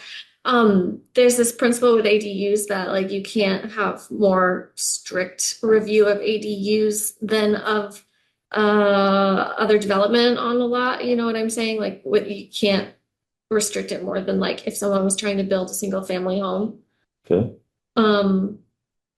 And that just seems like some kind of legal standard to me that is. We violated that. Think of a site I don't know. I don't know. Well, I thought the Dover Amendment guidelines said Could have. that we could do site plan review. It's a, Yeah, I that's, thought that's that- the one clear thing that we can do. So, So I think site plan review is not a disproportionate burden. And it's, you know, it would be allowable. it's a Yeah, lot. I mean, I agree, with you. This is quick. We don't have to do it today. I'm not voting anyway, but you know, this should be addressed, but I don't think, you know, it's not a burden. I don't think it's inappropriate in that way, but we might not have figured it all out yet. I agree it's not a burden, but it's adding cost and time to the project. Yeah, but not an undue cost in time, I think. I mean, they can't, just because they're a shelter doesn't mean they can build the cheapest, ugliest imaginable box. Yeah. So that's why we can have site plan review. We can't go crazy and require that they, you know, it's gold plated, then they can sue us. But if we do things that are consistent with, you know, what we would require of a apartment building or a clinic or an office building, Or which is what would anything be, for that matter. which is all established in the zoning and also will be further clarified in our design guidelines. If we're acting in good faith to just implement the rules we have, then a shelter is subject to the same rules as another place. If they can't get the numbers to work with reasonable conditions applied, that's not our problem. Or they need to make an argument against it and we negotiate. Well, I think. So the, It's here. so the question of, we don't understand how. Did it go to zoning because it was mixed use? Were there other things that made? Are we talking about 60 wells? Yeah, or because- six are? Sarah's saying that's 60 the one wells, reference yeah. point we have, like, so it felt like a weird process, right? Or did it? I mean, I don't know. it went to both None boards, of which us is were not- on the planning board at the time. The original I time. remember that may have That's been. why I asked you if you were on I'm ZBA. sure I didn't vote for it, because I remember Yeah. asking someone questions about the dwelling units. It said, how long can someone live there? And it was like forever. And I said, isn't that rent then? Isn't that an apartment building? So you're saying they can live there forever? So I may have, but I'm sure I didn't vote for it. That's for sure. But I'm happy to do more thorough research and provide the record. I've looked into it and it was interpreted as a multifamily, and because you, at that point, when there were more than 24 units, required a special permit. That was at least one of the requirements, but I'm happy to do more research. Well, it seems that there's a consensus with the board that I just am not in line with, which is fine. yeah, That's just how it goes sometimes. But I Yep. just wanted to bring that up as, to explain.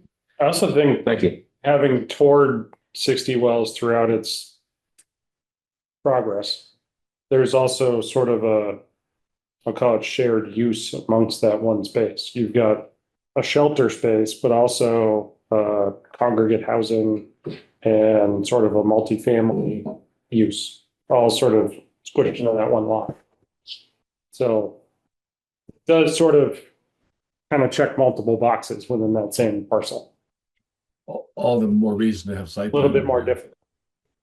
You know, Yeah. all the more reason to have site plan review with all those complicated uses, you know? Is that what you're saying? To warrant site plan review or? Well, I don't know, right? Sort of to your point that, what requires, what doesn't, then it falls under a use table and it may encompass multiple uses all within that one parcel. Yeah. 60 wells specifically just sort of has a lot of those. So that could still happen if you had something that is a shelter now and all those other things too.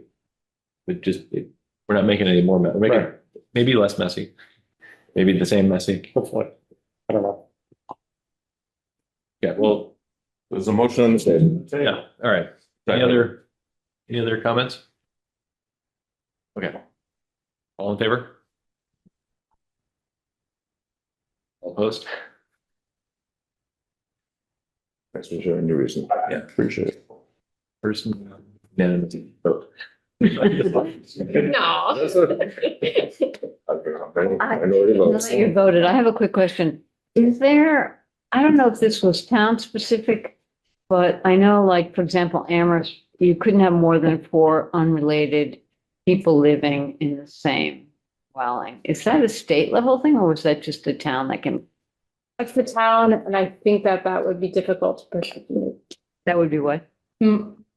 I think that would be difficult to protect under the Dover Amendment. Yeah, But right, that there's no such thing in Greenfield, I'll say that. I was just curious. Considered a family. Just, That was just on a we're at the ZBA for time that to too. go on to the next item. Yes. So the last item is, Was that motion just to adopt that language as? And to put it into the section. it was the first, and third bullets, not the middle bullet. Okay, first and third, okay. And to make it subject to site plan review. Okay, so the last item, What's the, Jeff, sorry, what's the process on that now? I mean, is this the beginning of a zoning shift or is that something we can just do ourselves, that change? good question. So last item on the agenda is how do we initiate the zoning process with respect to this change and also the previously discussed change to 200-5.3 and 200-6.2. Go before city council. And the process is we submit it to city council, right? Or what was it again? Or you submit it, File with city council. it goes to the EDC. They submit the proposal for planning board review. Okay. And then there's a joint public hearing between planning board and EDC committee. Then there's a planning board report, a written report, and a city council vote. So think it could be a motion that we initiate the process for both of these amendments. So moved. We had voted to initiate it last time, right? Yeah, I think we couldn't get to it before today anyway. Okay, I'm just You wouldn't have, yeah, being clear in our process. We had voted to initiate. the other one. Yes, the other one. Okay, so now so we have the opportunity to add this one to that one. And they'll be on the same. That's essentially what we're doing. That's good. That's what you're Clarification, voting yeah. on. Thank you. And then moving them forward. Okay. Thank you. Discussion? Sorry, what is there's a motion right now? I think so. To Yeah, initiate. the motion is to initiate, You're making the motion? I was suggesting someone make, I don't think I Okay. can make a motion. You got my motions. I can make it. Well, I'll make that motion. what was it again? What you read. It's to initiate zoning amendment, defining housing shelter and the the site plan review in the park. So it's an issue what we talked about tonight. And if it matters, do it in parallel with the other one that we initiated last time. And I think Victor second. It's those were voted to be initiated, they just haven't been forwarded to. It hasn't been forwarded. Okay, there you go. Yeah. Any discussion on that one? All in favor? I, All opposed? No. You okay? I'll abstain, I guess. Are you okay? Okay. Yeah, I'll abstain. Good idea. Yeah. Just 'cause- okay. So then we did. What else can you do? No That's all motion. you can do. So that's all we need to do on those two to get that ball rolling, right? All right. Next meeting is April 15th. There's a quick thing to talk about there. One of the agenda items on that meeting is going to be, the focus will be the design guidelines. But one agenda item is to present the master plan, new chapters to the city council. And they're going to be meeting at that same time at John's On. The idea was that we would have our meeting at John's On also in another room and then just walk over to the city council, greet them, and then walk back to the meeting room. And when they say it's going to make sense, when they can pencil us in. Did we learn anything else about the possibility of that today? No. That's maybe what we're going to do. We're definitely going to have a meeting on the 15th. To be determined where it's going to be, I guess. So pay attention to that information. 6 o'clock? yes. Probably. Were you able to talk to Laura today? Yes, Does that sound like that's feasible from her it perspective? hasn't been confirmed. Should be not. But we still have things for the agenda. I'm not going to be there, but I'm going to do my homework ahead of time and there'll at least be a discussion on the design guidelines. Okay, motion to adjourn. So moved. All in favor? I